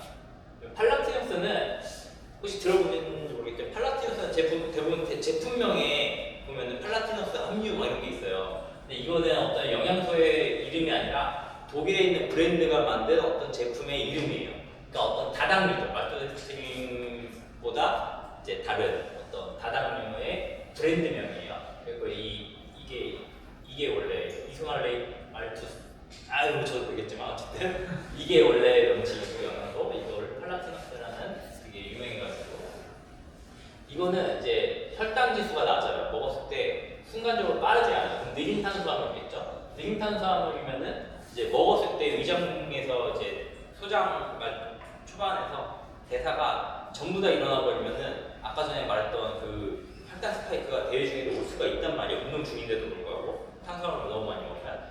그리고 이제 순간적으로 너무 많이 에너지가 과잉 공급됐다가 확 줄어들어갔을 때는 역으로 또 피로해진단 말이에요. 그래서 탄수화물 용액을 꾸준히 시간을 맞춰서 계속 섭취해 나가야 되는데, 느린 탄수화물을 쓰면 장거리 할 때 전략적으로 굉장히 도움이 돼요.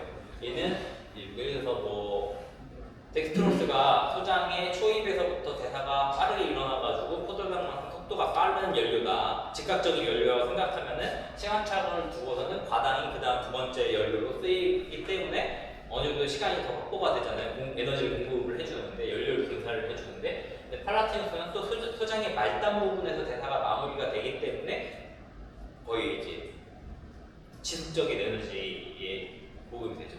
그래프로 치면은 그냥 여기다가 그냥 손으로 봅시다. 포도당을 먹었을 때는 이제 에너지가 이렇게 공급이 되고 이렇게 꺼진단 말이죠. 과당 같은 경우에는 약간 이런 느낌이 생겨요. 근데 느린 탄수화물이 들어가면은 또 이렇게 생겨요. 그러다 보니까 전체적으로 에너지 공급의 비율이 안정적으로 갈 수가 있는 거예요. 그래서 하나를 비율적으로 시간만 잘 맞춰서 이 속도에 따라서 이제 다당류를 섭취를 같이 해주시면은 안정적으로 보급을 할 수가 있어요. 클러스터 덱스트린 이런 거는 약간 거의 좀 매니악한 건데, 그 고분자화 시킨 거예요. 말토덱스트린을 고분자화 시켜서 이제 위배출하는데 전혀 부담이 없게, 그러니까 위장 장애가 거의 없고 바로 소량을 넘겨서 대사가 일어나게, 그런 거 이런 건 찾아보시면 되는 거고, 일반적이진 않아요. 그러니까 내가 위장이 많이 불편하고 너무 민감하다 그러면 찾아볼 수는 있지만, 대부분은 이 정도 선에서 찾아보시면 돼요. 그리고 나머지 이제 무슨 메이트스의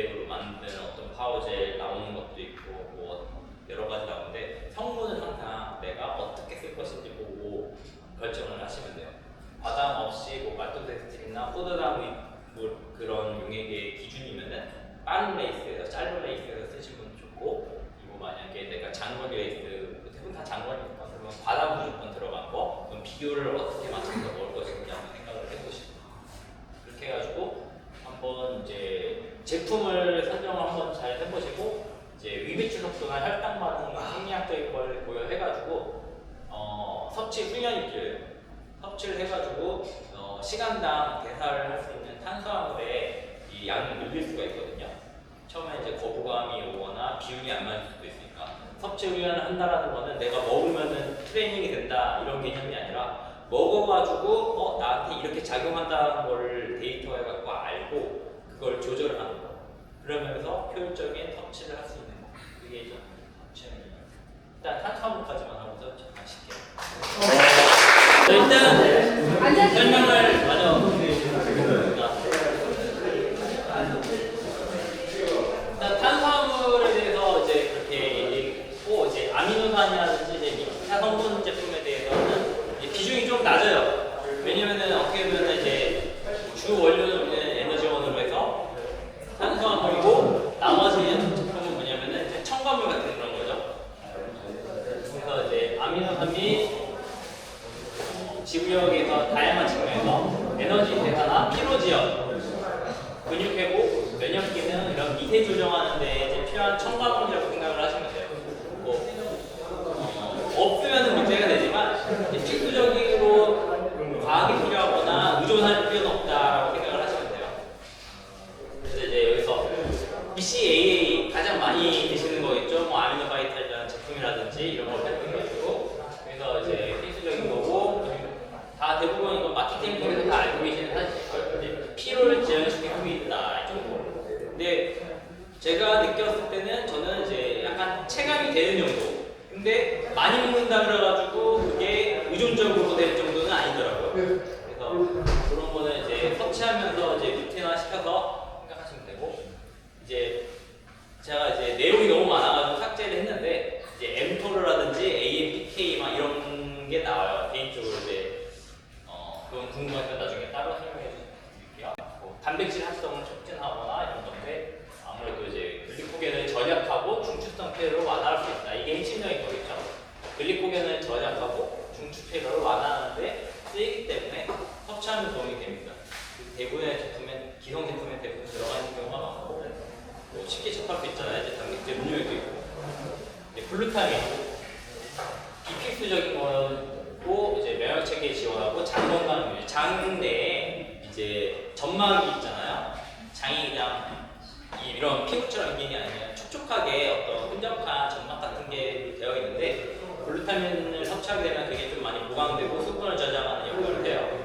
그래서 만약에 예민한 사람들은 평소에 장이 안 좋은 분들은 이거를 평소에 조금 드시거나 회복할 때 드시면 조금 도움이 될 거예요. 네, 이런 식으로 이제 개인화되는 영양소로 크레아틴, 에너지 공급에서 ATP 재생을 돕고 보강근육을 항상시킨다. 근육 증가와 회복에 기여한다. 이게 뭐 근육 이제 웨이트 하시는 분들 크레아틴 많이 의존하시고 드신단 말이에요, 저처럼. 근데 저희는 어떻게 활용할 거냐? 만약에 크레아틴을 나는 선호한다. 굳이 먹어야겠다. 저는 먹진 않아요. 근데 먹어야겠다. 그럼 이걸 활용을 하려면 어떤 용도로 활용해야겠다는 목적을 갖고 드셔야 되잖아요. 이거는 고강도, 그러니까 순간적으로 인터벌 치거나 대시하거나 막 이런 폭발적인 거를 하거나 아니면 짧은 언덕을 올라갈 때 순간적인 에너지를 쓰잖아요. 그러고 나서 다시 회복이 돼요. 그 고강도의 운동을 짧게 할 수 있는 그게 재생이 되는 그 빈도를 높일 수가 있어요.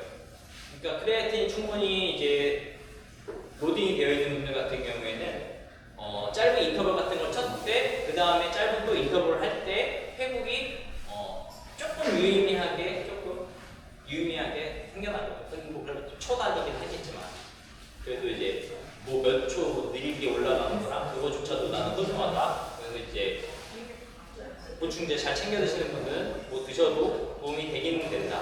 근데 뭐 엄청나게 큰 퍼포먼스까지는 아니라고 생각하시면 돼요. 왜냐면 이게 로딩을 하는데 꽤 걸려요. 몇 주 걸려요, 거의. 그러다 보니까 유의미하게 할 때 먹는 그 노고에 비해서 퍼포먼스가 미약하다. 그러다 보니까 그 정도의 정성이면 다른 걸 우리가 챙기는 게 나을 수도 있기 때문에 유의미하게 하면서도 이제 좀 상대적이겠죠. 그렇게 고강도의 인터벌을 이제 해가지고 강한 퍼포먼스를 내는 분이 아니면은 추천. 엘카네틴 이건 저 되게 의존적으로 먹었었던 거예요. 과거에는 그냥 먹었었던 건데 지금은 잘 안 먹기는 해요. 근데 이제 왜 먹었냐면은 지방산을 이제 세포의 미토콘드리아를 운반해서 에너지로 연소시키는데, 그러니까 유산소 대사를 하는데 핵심적인 역할을 해요. 이게 보통 어디 들어가냐면 지방력을 촉진하고 운동량을 향상시키는데, 지구력, 피로감소, 회복 개선이잖아요. 뭐 회복 개선, 피로감소 이런 거는 솔직히 체감하기는 어렵고, 지구력이 왜 지구력이냐면은 유산소성 대사를 하는데 도움이 되기 때문에. 유산소 운동, 뭐 공복의 유산소 막 이런 거 할 때 이게 지방을 연소하는데 조금 뭐 지방 염소 부스터 이런 식으로 생각하면 돼요. 그래서 보통 다이어트 식품에 많이 들어가 있어요. 근데 이제 제가 의존적으로 먹어보긴 했는데 오히려는 아니고 먹으면 도움이 되긴 되겠죠. 근데 이제 운동으로 공복의 유산소화하고 하는 게 더 가장 효과적이다. 그래서 저는 이제 약간 이런 서플리먼트적인 부분에 대해서 의존성을 줄이려고 일부러 하나씩 테스트를 하면서 먹어보고 이제 덜어내고 해봤어요. 근데 얘를 덜어냈다고 해갖고 내가 유산소 대사 능력이 떨어지거나 그런 느낌은 전혀 없어요. 근데 뭐 한번 이제 이런 걸 알게 됐기 때문에 그냥 그러고 싶다 하는 그런 느낌이야. 엘시트롤레 제가 되게 선호하는 그런 건데 수박을 먹는 이유 중에 하나이기도 해요. 이제 아르기닌 많이 드시잖아요. 보통 제품 보면 아르기닌이 엄청 많이 들어가 있는 제품이 많잖아요. 근데 그거를 직접적으로 먹으면은 이제 공식적인 부작용이라고 하면 그냥 위장내 불편함이에요. 근데 레이스 할 때 위장내 불편함이 있으면은 방해가 되겠죠. 그렇기 때문에 아르기닌 같은 경우를 레이스 중에 섭취하는 거는 좀 비추천이고, 회복할 때 드시는 건 전혀 상관이 없어요. 그리고 그거에 대해서 이제 사이클이 있어요. 그 시툴린이랑 아르기닌이랑 똑같다라고 보시면 되는데 효율의 문제예요. 아르기닌을 고용량 섭취했을 때 걔가 오르니틴이라는 성분으로 변환이 되고, 걔가 또 활용이 되고 어떤 사이클을 돌면서 시툴린으로 변환이 되고, 시툴린이 또 다시 아르기닌으로 넘어가고, 이런 식으로 몸에서 일정량이 계속 사이클을 돌거든요. 그렇기 때문에 똑같은 거예요. 근데 중요한 거는 얘를 먹었다고 해서 내가 위장내 불편을 느끼지는 않으니까. 근데 중요한 건 이제 굳이 레이스 중에는 먹진 않아요. 그래서 이거는 산화지수 생성을 증가시킨다. 이거는 뭐냐면은 약간 뭐 피로 개선이라든지 이런 게 있지만 주된 거는 이제 혈관 확장, 모세혈관 확장. 그러니까 혈관을 이제 개선시키는, 혈행을 개선시키는 거죠. 혈류가 개선이 되면은 운동하는데 도움이 되겠죠. 그래서 이제 산화지수 시스템. 그래서 이제 약간 이 혈류라든지 혈행, 질소 이런 걸 생각해서 먹는 것 중에 하나가 그 사이클리스트를 보면 비트 주스 이런 거 먹잖아요. 비트루트 이런 거 알아서 먹고. 그것도 이제 혈류 관련된 거거든요. 혈류가 개선이 되면은 유산소성 대사가 좋아진다. 그렇기 때문에 이제 그냥 평소에 그냥 조금 먹는 정도? 그리고 아니면은 이제 뭐 이거는 TMI지만 약간 신경전달 물질로 작용해가지고 약간의 무기력한 느낌을 개선시킬 수가 있어요. 약간 의욕적으로. 그래가지고 그런 영향가 있다. 그리고 타우린 대표적이죠. 이거는 많이 좀 추천하는 편이긴 해요. 여기저기 들어가 있잖아요. 뭐 피로 회복이나 몬스터 막 이런 것도 들어가 있고, 바카스에도 들어가 있고, 대부분의 원료이 그러다 보니까 타우린은 뭐 개인한테 뭐 포뮬러가 있다라고 하면은 추가하셔도 전혀 상관이 없어요. 되게 이거는 좀 많이 효과적이라고 보시면 돼요. 이거는 그냥 평소에 이거는 뭐 개인적으로 베타알라닌 이것도 먹어봤는데 약간 부작용이 있어요. 몸이 약간 따끔따끔하거나 막 그런 것들이 있긴 한데, 실질적으로 운동을 할 때 뭔가 어떤 개선이 된다라고 체감하기에는 조금 무리가 있는 것 같아요. 이거 외에도 이제 언급 안 했는데 요즘에 유행하는 게 뭐였죠? 빵 만들 때 쓰는 거. 네? 베이킹 파우더 같은 거 먹어가지고 뭐 운동 퍼포먼스를 증가시키고 막 이런 게 있잖아요. 그거에 대해서 이제 또 모르텐 거기서도 그게 따로 나오고 하잖아요. 근데 이제 그거에 대해서 잘 알고 가시면 돼요. 효과가 있긴 있어요. 그래서 프로 선수들도 많이 섭취하는데, 단 그걸 많이 먹게 되면 당연히 복부팩만 빵처럼 부풀어게 오는 경우가 있을 수가 있어요. 복부면 이제 부글부글 거리는 그런 게 있을 수 있기 때문에 장거리 한 데는 무리고, 한 올림픽 정도에서는 조금 효과 볼 수도 있겠다 이런 느낌. 근데 이제 하프 이상에서는 굳이 의존적이지 않아도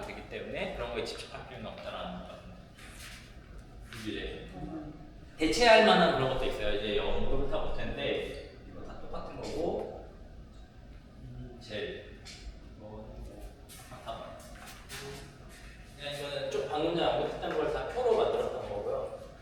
이런 거를 이제 왜 이렇게 했냐면 저 같은 경우에는 그 포뮬러라 그래가지고 파워젤을 따로 사놓는 게 아니라 단위 성분들을 다 사가지고 개인화 시켜가지고 파우더로 이제 배합을 해요. 그리고 개인화된 전략을 좀 바꾸거든요. 그러다 보니 혹시나 그럴 식품을 드시면은 이런 성분들을 공부하셔가지고 나한테 필요한 것들을 조금씩 첨가해서 활용하시면 된다는 걸 말씀드리고 시작을 한 거예요. 그리고 이제 성분에 대해서는 일단 넘어갈게요. 그리고 회복에 대해서도 이제 영양 섭취 기준 굉장히 중요하거든요. 다음 세션, 다음 훈련 세션을 준비한다든지 그래서 고강도나 어떤 운동을 했을 때 이 처리 함정을 하는 데 있어서 중요한 게 그 지속 가능성이거든요.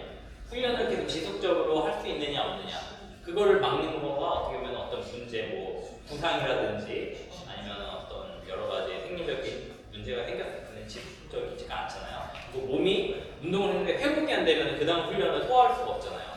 그러면 OTS라고 오버트레이닝이 걸리면은 퍼포먼스가 내가 훈련을 하는 데 있어서 계속 계단식으로 떨어지는 경우가 있어요. 그래서 회복이 굉장히 중요하다. 그래서 글리코겐 고갈과 근육 손상, 수분과 전해질 손실을 보충하는 게 가장 중요해요. 그래서 회복에 대회 후 회복도 중요하지만 훈련 후 회복도 생각해야 된다.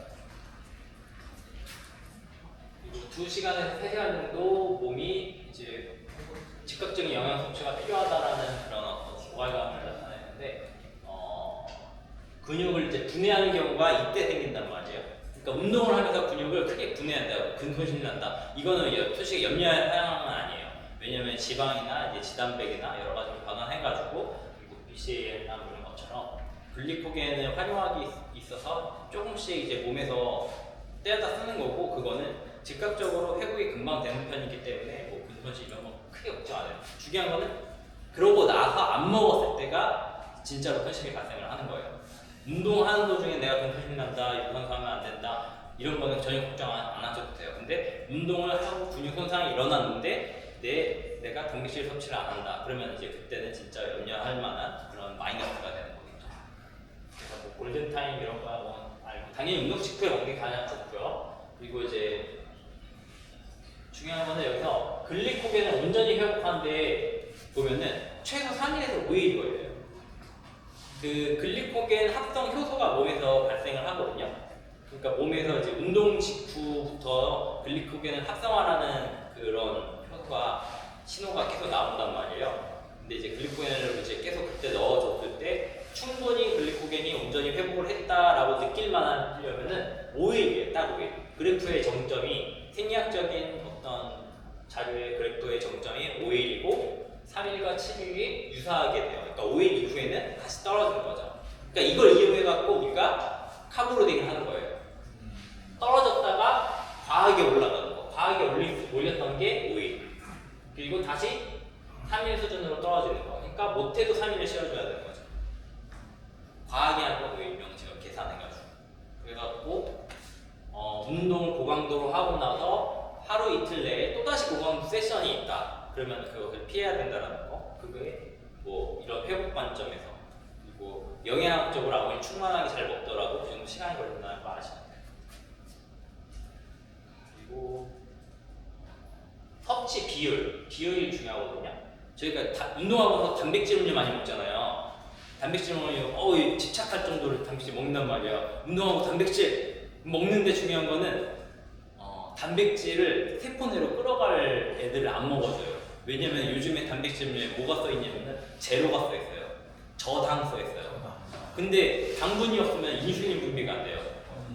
아미노산으로 분해해가지고 걔네들도 활용을 하고 세포 내로 끌고 들어가려면은 그런 이제 동화작용해야 되는 호르몬들이 발생을 해야 되는데 그런 애들이 탄수화물을 먹었을 때 발생하는 인슐린을 통해서 그게 가능하거든요. 그러다 보니까 당분이 없는 단백질만 먹는다? 그러면 이제 안고 없는 찐빵을 진짜 먹는 게 되는 거죠. 그럼에도 불구하고 유의미하게 체내에 아미노산 풀이라고 단백질을 저장해 줘야 되는 일정한 양의 풀이 있어요. 그걸 채우는 데 도움이 되겠지만 그걸 당장 내가 회복하는데 활용하기에는 어려움이 있다. 그래서 탄수화물을 무조건 같이 섭취를 해주셔야 돼요. 그래서 뭐 이거는 되게 그냥 원론적으로 그냥 AI가 그냥 정리를 해버려갖고 뭐 딱히 필요 없는 거고, 그래서 이런 건 어느 정도 알고 가면 좋아요. 그 체중이 68kg 정도인 남성 기준으로 30g이 이제 권장되는 거거든요. 근데 저 같은 경우에는 이제 뭐 20g 정도 넘게 먹으면 그래도 어느 정도 적당히 먹었다라고서 위안을 하는 편이고, 킬로그램당 1.4에서 1.9 강도 높으면은 킬로그램당 2g까지 가능하다. 그리고 많이 먹으면 어차피 단백뇨라 그래가지고 거품으로 된 오줌이 나와서 이렇게 죽으세요. 대신에 너무 많이 먹으면 신장에 무리가 가니까 어느 정도는 이 범위 내에서 먹는 게 중요하다라는 거. 그리고 이제 비율이 중요하다고 말씀드렸잖아요. 탄수화물과 단백질 비율은 이 정도가 돼야 돼요. 단백질을 내가 아까 전에 20g짜리 뭐 단백질 음료를 먹었어요. 대부분 요즘에 20g이잖아요. 20g짜리 단백질 음료를 먹었다. 그러면은 못해도 3배에서 4배 정도 되는 탄수화물이 내 몸에 필요하다 이거죠. 생각보다 많잖아요. 그래서 탄수화물이 더 중요하다는 걸 알아야 돼요. 왜냐면 보통 일반식에는 단백질이 소량 포함이 되어 있지만 이제 탄수화물 따로 챙겨 먹지 않으니까 단백질에 집착하는데 탄수화물 안 먹는다는 게 회복의 이제 맹점이죠. 그럼 이제 이렇게 넘어가고 이제 전체니까 수분 섭취를 할 거예요. 이게 굉장히 중요하거든요. 제가 레이스를 뛰는 데 있어서 가장 중요시하는 부분이에요. 다른 영양학적인 탄수화물보다도 의존도가 높은 게 전해질과 수분이에요. 이게 하찮아서 뒤에 있는 게 아니라 진짜 중요한 거라서 뒤에서 넣은 건데, 제가 이제 몸도 테스트 해본 결과 하프 코스, 아이언맨 하프 코스를 전날 저녁 6시에 소량의 식사를 마치고 나서 공복 상태로 아침도 안 먹고 보급도 안 먹고 완주를 한 적이 있거든요. 그때 가장 필요했던 거는 전해질과 수분. 이것만 있으면 그게 다 완주가 돼요. 필요하지도 않았어요. 그러니까 탄수화물에 의존할 필요가 없어요. 그러니까 핵심은 운동 강도예요. 운동 강도. 그러니까 전해질과 수분만 필요한 운동 강도. 그러면은 나는 글리코겐 대사를 이제 아까 전에 빠른 탄수화물 원이 있었잖아요. 걔네들을 과하게 쓰는 건 뭐였어요? 운동 강도죠. 빠르게 할 때 부상성에 가까운 아니면 해당작용, 몸에서 이제 적산을 만들어내는 운동 강도를 피해서 철저하게 유산소성 대사만 이용해서 지방 대사만으로 레이스를 만들었는데 몸에 전혀 이상이 없었어요. 굉장히 컨디션도 좋았고 기록도 좋았어요. 그래가지고 그만큼 중요한 거 삼투압. 스포츠 음료 체내 수분 흡수율에 큰 영향을 미친다. 일반적으로 뭐 어떤 범위다 이런데 이걸 뭐 재고상 먹는 건 아니니까 이제 저탄수화물이 체력의 수분 흡수를 좁진 않다 이거 아시면 돼요. 그러니까 너무 짠 음료를 먹으면은 오히려 내 체내에 있는 삼투압보다 높은 수분을 먹는 거거든요. 내 몸에 있는 수분을 오히려 앗아갈 수가 있어요. 그러니까 삼투압이 어떻게 보면은 이제 그 수분이 짠 곳으로 이동을 한다라고 생각을 하시면 되거든요. 쉽게 생각을 하시면은 그러니까 염도가 내 몸이 더 높으면은 물을 먹을 때 흡수가 되겠죠. 근데 이제 그걸 또 저장할 수 있는 전해질도 필요해요. 내 몸에 삼투압을 일정하게 맞춰야 된단 말이에요. 근데 전해질이 부족하면 내가 물을 아무리 퍼먹어도 수분이 그대로 배출돼요. 그렇기 때문에 수분을 활용할 수가 없어요. 왜냐면 유산소성 대사에 필요한 것도 수분이거든요. 지방 대사가 필요해요. 그래서 저삼투압 음료, 체액보다 낮은 농도의 음료, 이게 핵심이에요. 위배출과 수분 흡수가 빠르다. 위배출, 물만 먹어도 삼투압에 따라서 위배출이 되느냐 안 되느냐. 그리고 위장에 있는 그 수분을 앗아가느냐 아니면 내 위장에 이제 수분을 더 보충해 주느냐 이런 고삼투압. 위배출과 수분 흡수를 늦출 수 있으며 혈류에서 수분을 장으로 끌어당겨갖고 탄수를 가속화.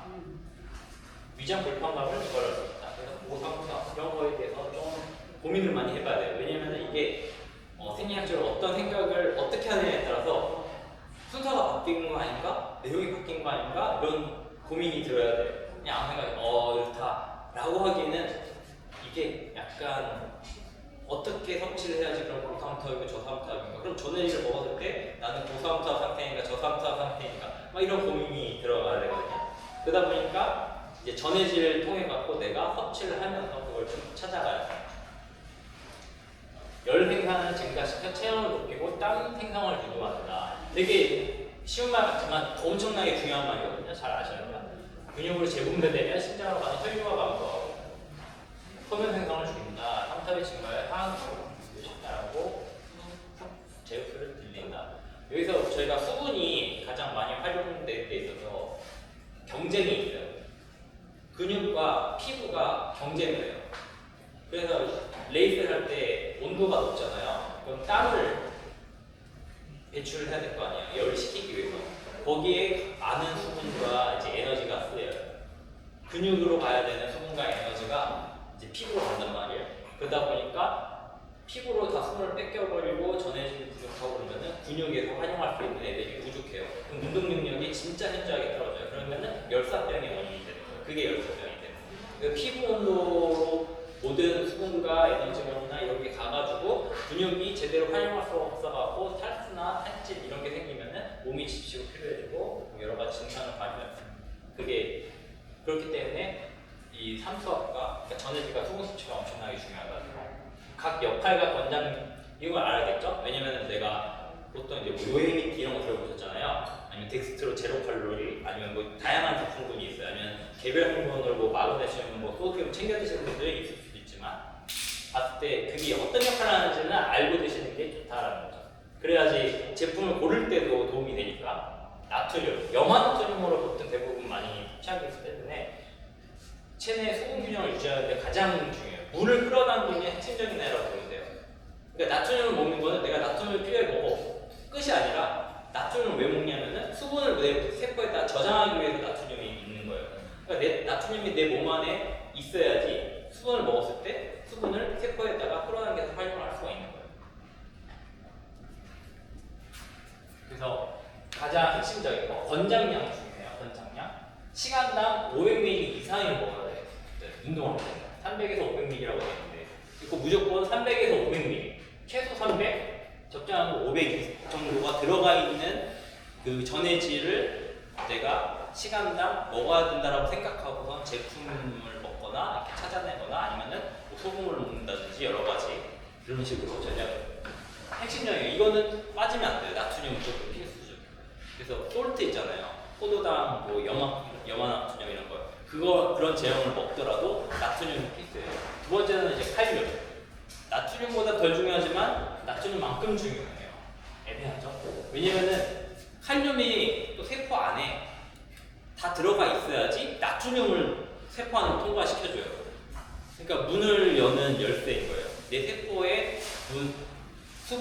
궁극적으로는 내 세포에 수분을 넣어야 되는데 그 수분을 끌어당기는 게 나트륨이잖아요. 그 수분을 끌어당긴 나트륨이 세포 안으로 들어가기 위해서는 칼륨이 필요해요. 그리고 나트륨 칼륨 펌프라는 게 있거든요. 그래서 칼륨이 있어야 되는 거. 요즘에 칼륨이라고 하면 아저씨들더라고요. 포타슘이라고 하더라고요. 아저씨네. 그리고 사촌 동생이랑 얘기하다가 내가 포타슘, 칼륨 했더니 칼륨 이러더라고요. 요즘 포타슘이야. 이것도 적정량 이제 나트륨에 비해서 한 절반 정도 안 되게끔 더 적어도 되긴 돼요. 근데 어느 정도 확실히 확보가 돼야지 나트륨을 활용할 수 있다는 거 아시면 되고 칼슘 뭐 이렇게 설명이 많은데 그냥 핵심적으로 칼슘이 있으면은 근육을 수축하는 데 핵심적인 전해질이에요. 근육을 수축하는 거, 힘을 이렇게 막 수축하고 단단하게 만드는 게 칼슘. 그럼 이제 그거에 대한 이제 기량작용으로 마그네슘은 이 수축된 걸 이완시키는 데 쓰이는 어떤 정기적인 신호 전달 물질이라고 생각하시면 돼요. 그래서 칼슘과 이제 마그네슘. 그래야지 근육이 수축하고 이완하고 반복하면서 운동이 지속이 되겠죠.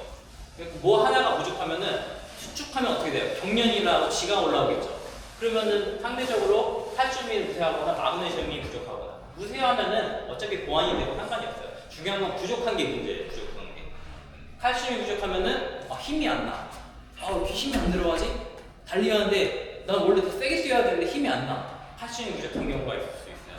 그리고 만약에 이제 마그네슘이 부족하면 뭐 있어요? 막 굳어가. 쥐가 나. 안 돼.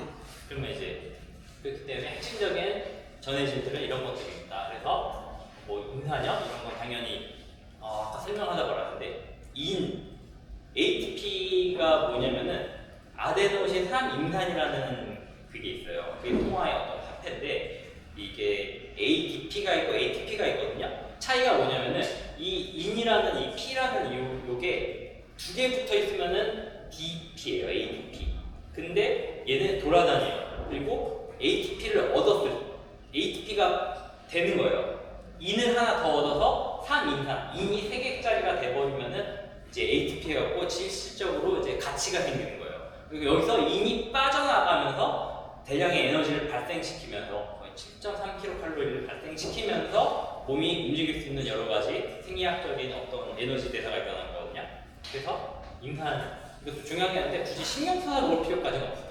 왜냐면 어차피 다른 걸 먹을 때 다 들어가 있고 이거를 뭐 계산해 갖고 먹거나 이런 경우는 전혀 잔유도 없고 내용도 없어서 그냥 알고만 계시면 된다는 거. 있으면 좋고 없어도 상관없다. 근데 핵심적으로는 나트륨, 소디움, 요즘 나트륨이라고 하는 것들 이게 너무 헷갈려요. 네. 소디움이라고 할게요. 그냥 N제라고 그냥 소디움, 포타슘, 칼슘, 마그네슘. 이 핵심적인 것들은 신경 써서 챙기셔야 된다는 거. 그 중에서 1번 나트륨. 그래서 이제 4시간 전에 수분을 천천히 섭취하는 게 좋아요. 전해질 음료를 저 같은 경우에는 대충 때려 넣는 편이긴 하거든요. 1시간 전에. 왜냐면 그 이내에 먹잖아요. 그러면은 이제 이 내 몸의 상태와 상태를 모르잖아요, 제가. 그러다 보니까 소변으로 나머지 배출을 하게 돼요. 그리고 운동을 안 하다 보니까 몸에서 요구하는 수분량이 적기 때문에 또 배출을 하게 돼요. 그래서 미리 그냥 일상적으로 어느 정도를 전해질 물만 먹는 게 중요한 게 아니에요. 물만 먹으면 어떻게 되냐면은 전해질이 빠져나와서 저나트륨이 돼요. 그러면 오히려 역효과가 돼요. 나오는데 결론이 나오거든요. 저나트륨 혈증 알고나 여기서 보면 저나트륨 혈증 이게 가장 핵심인데 레이스에서 진짜 신경 써야 돼. 먹는 게 중요하잖아요. 근데 먹는 건데 이거 신경 안 쓰면은 진짜 퍼포먼스가 확 무너져버려요. 과도한 수분 섭취, 나트륨 농도를 비정상적으로 낮춰버리는 수준이 돼버리면은 몸이 진짜 무기력해지고 심지어는 막 팔다리도 붓고 얼굴까지 이만큼 땡땡하게 보여요. 심장도 건강에 굉장히 치명적인 정도로 안 좋아요. 뇌부종까지 올 정도로. 그래서 이거는 진짜 저 나트륨을 조심해야 된다는 걸 명확하게 알고 계셔야 돼요. 사망으로 이어질 수 있는 심각한 상태 이거 모르고서는 진짜 막 물을 막 계속 먹는다 그러면 진짜로 위험하기 때문에 이거는 가장 중요하다고 보시면 돼요. 지금 오늘 한 것 중에서 제일 중요한 거는 저 나트륨 혈중이에요. 이게 저 같은 경우에는 이제 그러니까 하나의 예시를 들면은 적혈구 있잖아요. 가장 몸에서 쉽게 접할 수 있는 세포 중에 하나는 적혈구를 봤을 때 적혈구가 온전한 그 적정한 산화합을 지니고 있으면은 탱글탱글한 수분 상태가 돼요. 근데 거기다가 소금물을 이제 이 적혈구보다 농도가 높은 삼투압에 소금물을 이렇게 떨구면은 얘가 형태가 쭈글쭈글해져요. 근데 거기다가 물만 조금 다시 넣어주면 얘가 다시 탱글탱글해진단 말이야. 근데 정상적인 적혈구에다가 맹물을 그냥 떨구잖아요. 그럼 얘는 불어 터져버려요. 세포벽이 아예 다 파괴가 돼버려요. 그러면서 이제 불어가지고 막 흐물흐물해지고 활용할 수가 없는 세포의 상태가 되기 때문에 파괴가 된다고 생각하시면 돼요. 그러다 보니까 신장의 부담이 높아지고 적혈구가 제대로 된 산소분반 역할을 못하니까 운동 기능이 떨어지고 산소분반을 못하면 뇌에도 문제가 생기거나 세포벽이 손상되면 신체적인 손해가 돼요. 그래서 맹물을 계속 먹어서 물 중독 들어보셨잖아요. 하루에 맹물 2리터만 굉장히 위험한 발상인 거예요. 전해질 음료를 2리터 먹는다. 문제가 딱히 없어요. 근데 맹물 먹으면 안 된다. 그럼 레이스들 중에 내가 물을 계속 사이클 중에도 맹물만 먹었어요. 탄수화물만 먹었어. 탄수화물에 전해질이 있는 경우도 있지만 없는 경우도 있단 말이에요. 탄수화물 맹물만 먹다가 달리기하는데도 갈증이 나니까 맹물만 먹어요. 저나트륨 혈증이 되는 거예요. 저는 심지어 겪었어요. 저체온까지 오고 나중에 봤더니 첫 킹코스였거든요. 첫 킹코스에서 오류를 범하기가 쉬운데 왜냐면은 몸에서 갈구하는 게 굉장히 많아요. 갈증, 허기짐, 뭐 여러 가지 요소 막 피로가 막 수면 막 다 있다 보니까 있는 대로 먹는데 갈증 나고 더우면은 물부터 찾게 된다. 이온 음료 먹다 보니까 너무 달아. 입 아플 정도로 단 거예요. 그러다 보니까 물을 먹어. 근데 물 계속 먹다 보니까 나중에 사람들이 사진 찍어서 야 너 얼굴 왜 그래? 호빵민처럼 이렇게 부어있는 거야. 등리의 위험이죠 진짜. 진짜 아찔한 순간이었어요. 제가 체감을 하고 나니까 알겠더라고요. 이게 진짜 위험하다. 저 그대로는 레이서 중에 맹물을 안 먹어요. 근데 맹물을 집긴 집어요. 집어서 입에 넣고 살짝 헹구고 조금만 먹어요. 그러니까 수분을 벌컥 볶고 마시는 게 아니라 입에 넣고 조금만 넣고서는 죽이고 대부분 그냥 이온음료를 마셔요. 아니. 그러면 적어도 저 나트륨 염증을 피할 수가 있어요. 최악을 피할 수 있기 때문에. 그 물을 먹을 수 있는 조건은 전또 설정을 해둔 게 뛰다가 그 솔트라 보면은 염화나트륨을 이제 의료용으로 보급을 해주는 경우가 있어요. 더운 날에 마라톤 뛸 때나 대회 중에 보면은 그럼 거기에는 충분한 염분이 있잖아요. 그걸 먹었을 때 얘는 생 염분이잖아요. 그러면 내가 맹물을 먹어도 삼투압을 조절을 할 수가 있겠죠.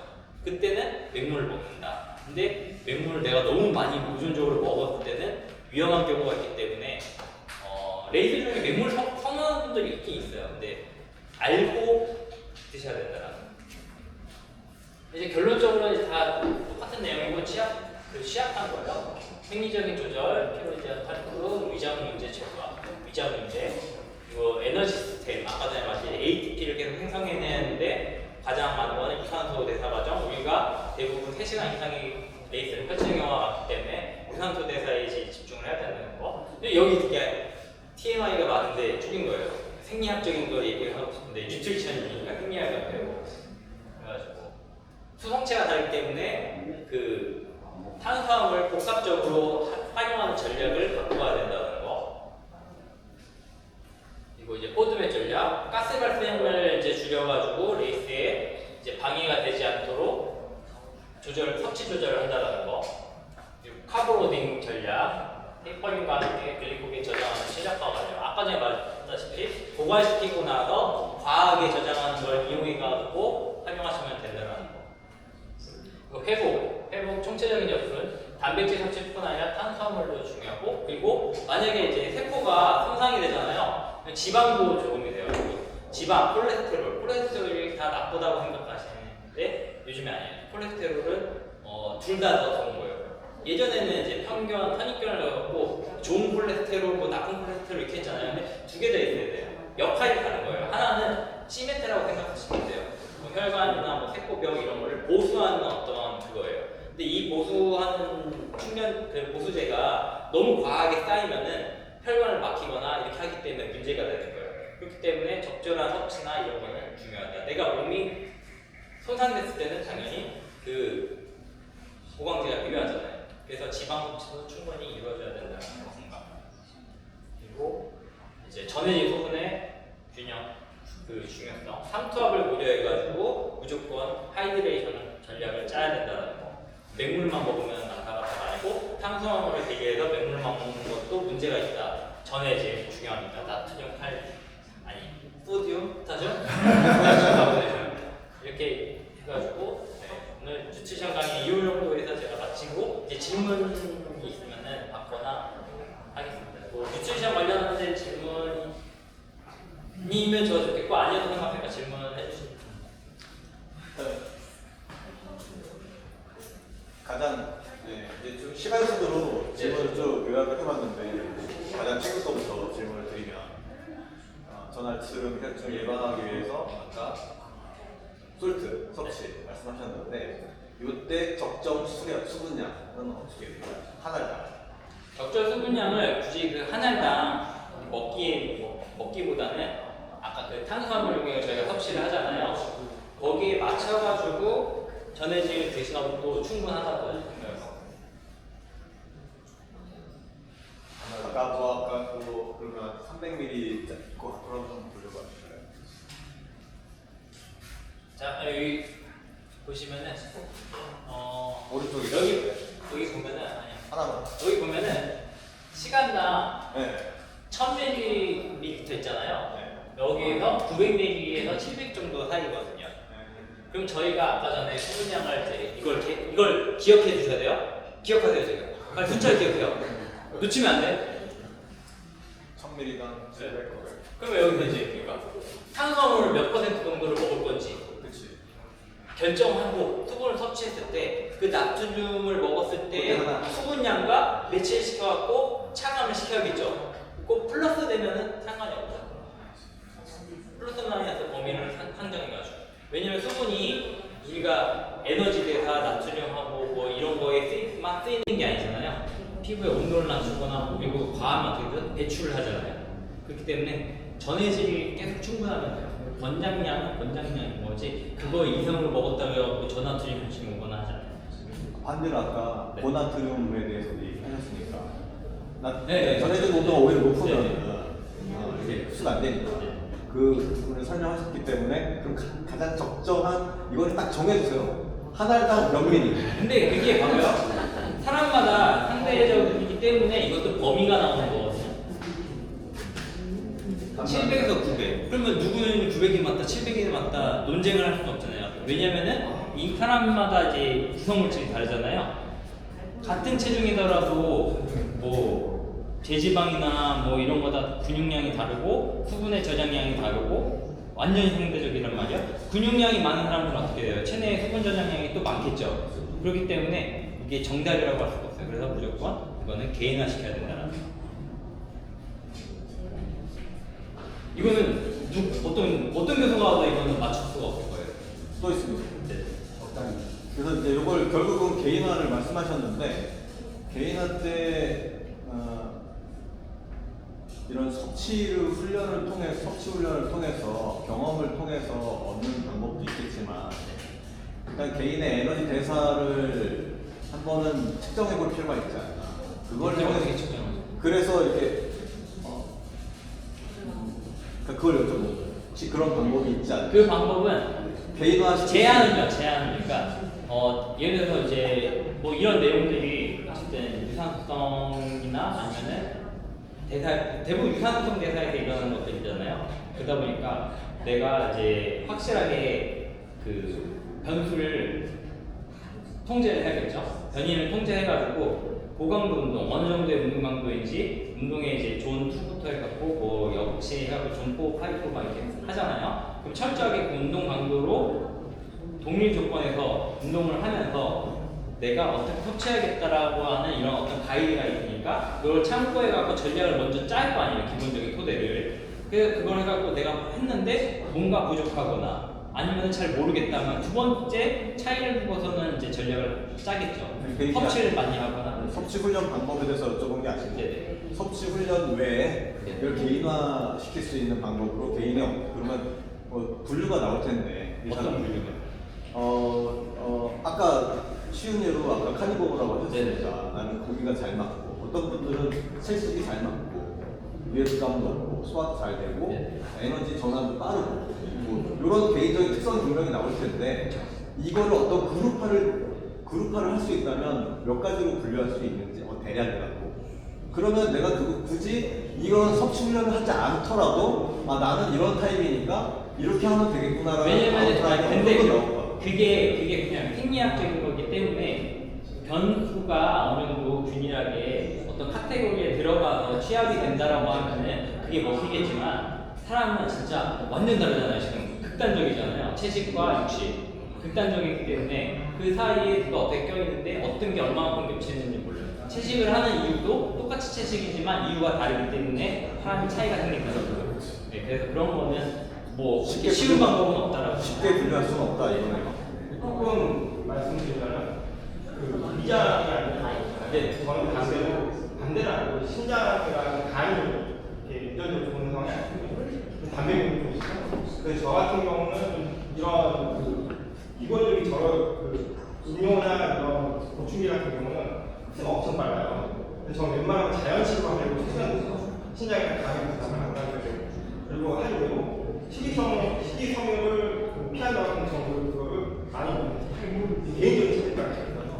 그거를 어떻게 분류할 수 있느냐? 분류를 하려고 하면 안 돼요. 그러니까 그걸 일반화시키려고 하는 경우는 말이에요. 그러니까 개인화가 무조건 돼야 돼요. 왜냐하면 이거를 솔직히 여기 모이신 분들 한 20분 넘게 되지만 이걸 개인화시켜서 각자 섭취 훈련을 해보신 분이 얼마나 계실 거냐라는. 아니 근데 왜냐면은 통상적인 범주 내에서 기성품을 먹더라도 저희가 하는데 문제가 없어. 그게 지장이 없잖아요. 그러다 보니까 개인화를 하는 전략에 있어서 이런 기본적인 지식 정도만 알고 있을 때 내가 뭘 어떻게 먹을 것인지 이렇게 먹었을 때 뭐가 좀 필요하구나 이런 정도만 가이드를 하는 거지 그렇게 상세한 어떤 뭔가 그 철저한 가이드를 만들기에는 그 무리가 있죠. 왜냐면 운동 목적도 다 다를 것이기 때문에 그렇게 포괄적일 수 없어요. 왜냐면은 같은 레이스를 하더라도 나는 유산소 위주로 할 거야. 누군가는 치열하게 포디움을 올라가기 위해서 무산소성 대사도 적절하게 이용을 해서 극한에 치닫을 거야. 그러면은 섭취 전략이 완전 달라진단 말이에요. 그렇기 때문에 용도와 목적이 완전히 달라지기 때문에 그런 게 없어요. 그래서 이런 전반적인 어떤 베이스를 깔고 그거를 개인이 어떻게 활용할 것인가 전략을 짜는 게 맞는 거겠죠. 왜냐면은 어떤 선수급에 맞는 이런 걸 갖고 짜는데 그렇지 않은 분이 이걸 따라가면은 과하잖아요. 네, 질문 있습니다. 오늘 하여튼 너무 좋은 강의 해주셔서 감사드리고 저는 개인적으로 그 철인 3종을 하는 데 있어서 그 선수급들 보면 이렇게 근육이 막 축중하지 않는데 웨이트는 어떻게 해야 되고 그 다음에 그렇게 근력이 많은 사람이 왜 상위권에 못 들어가는지 그게 항상 궁금했거든요. 그래서 그런 부분에 대해서 좀 어떻게 웨이트를 어떤 위주로 웨이트를 해야 되는지.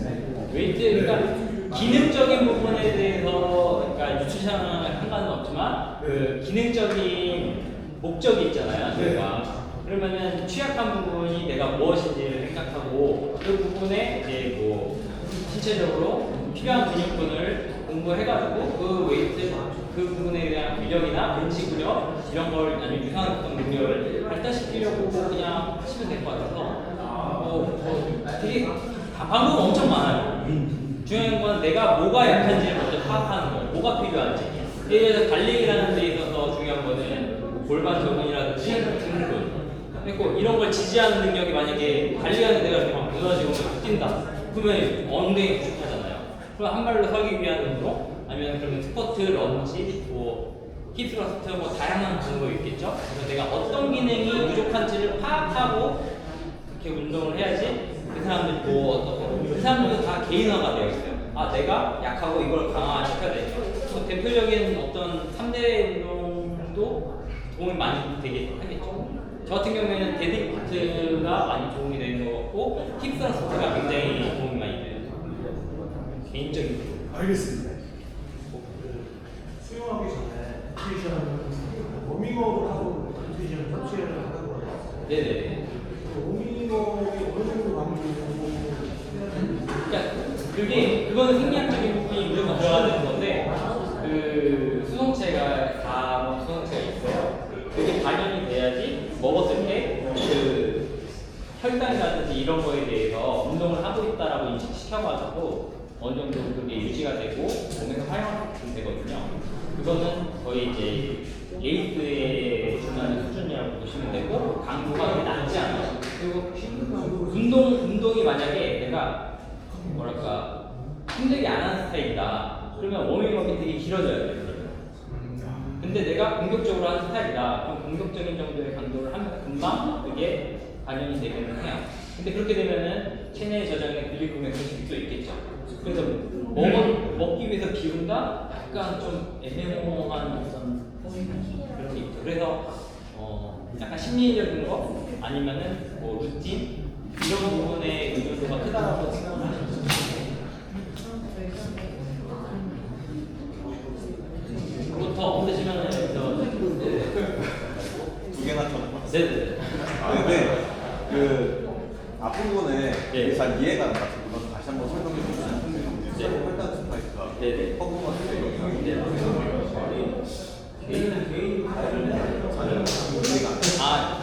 이렇게 하면 또 이제 해마 한 가지 더 가야 되는데 이게 저희가 이제 여기서 탄수화물 섭취하잖아요. 그러면 이제 체내에 이제 당분이 많아지죠. 혈관에 당분이 많이 생긴단 말이에요. 얘를 세포 안으로 복구하기 위해서 인슐린이 체내에서 분비가 돼요. 그러면 인슐린은 어떤 역할을 하는 거예요? 세포 안으로 들고 가는 거는 동화작용이란 말이에요. 동화작용. 근데 저희가 유산소성 대사를 시작하게 되면은 몸에서는 이화작용이 대표적으로 반영 AMPK라는 효소가 활성화가 되면서 몸에 있는 거를 분해시켜서 에너지를 만들어내는 그게 필요하단 말이에요. 그러면은 체내에서 췌장에서는 분비해줘서 보조해야 되는 거는 인슐린이 아니라 글루카곤이라는 말이에요. 글루카곤이 이화 호르몬이에요. 인슐린은 동화 호르몬이고. 그렇기 때문에 그게 같이 맞물려 가지고 그 작용을 하는 데 있어서 운동이라는 걸 갖고 에너지를 몸에서 고인슐린이 그걸 방해한다. 그쵸. 고인슐린은 시간만 디테일한 질문은 그건 개인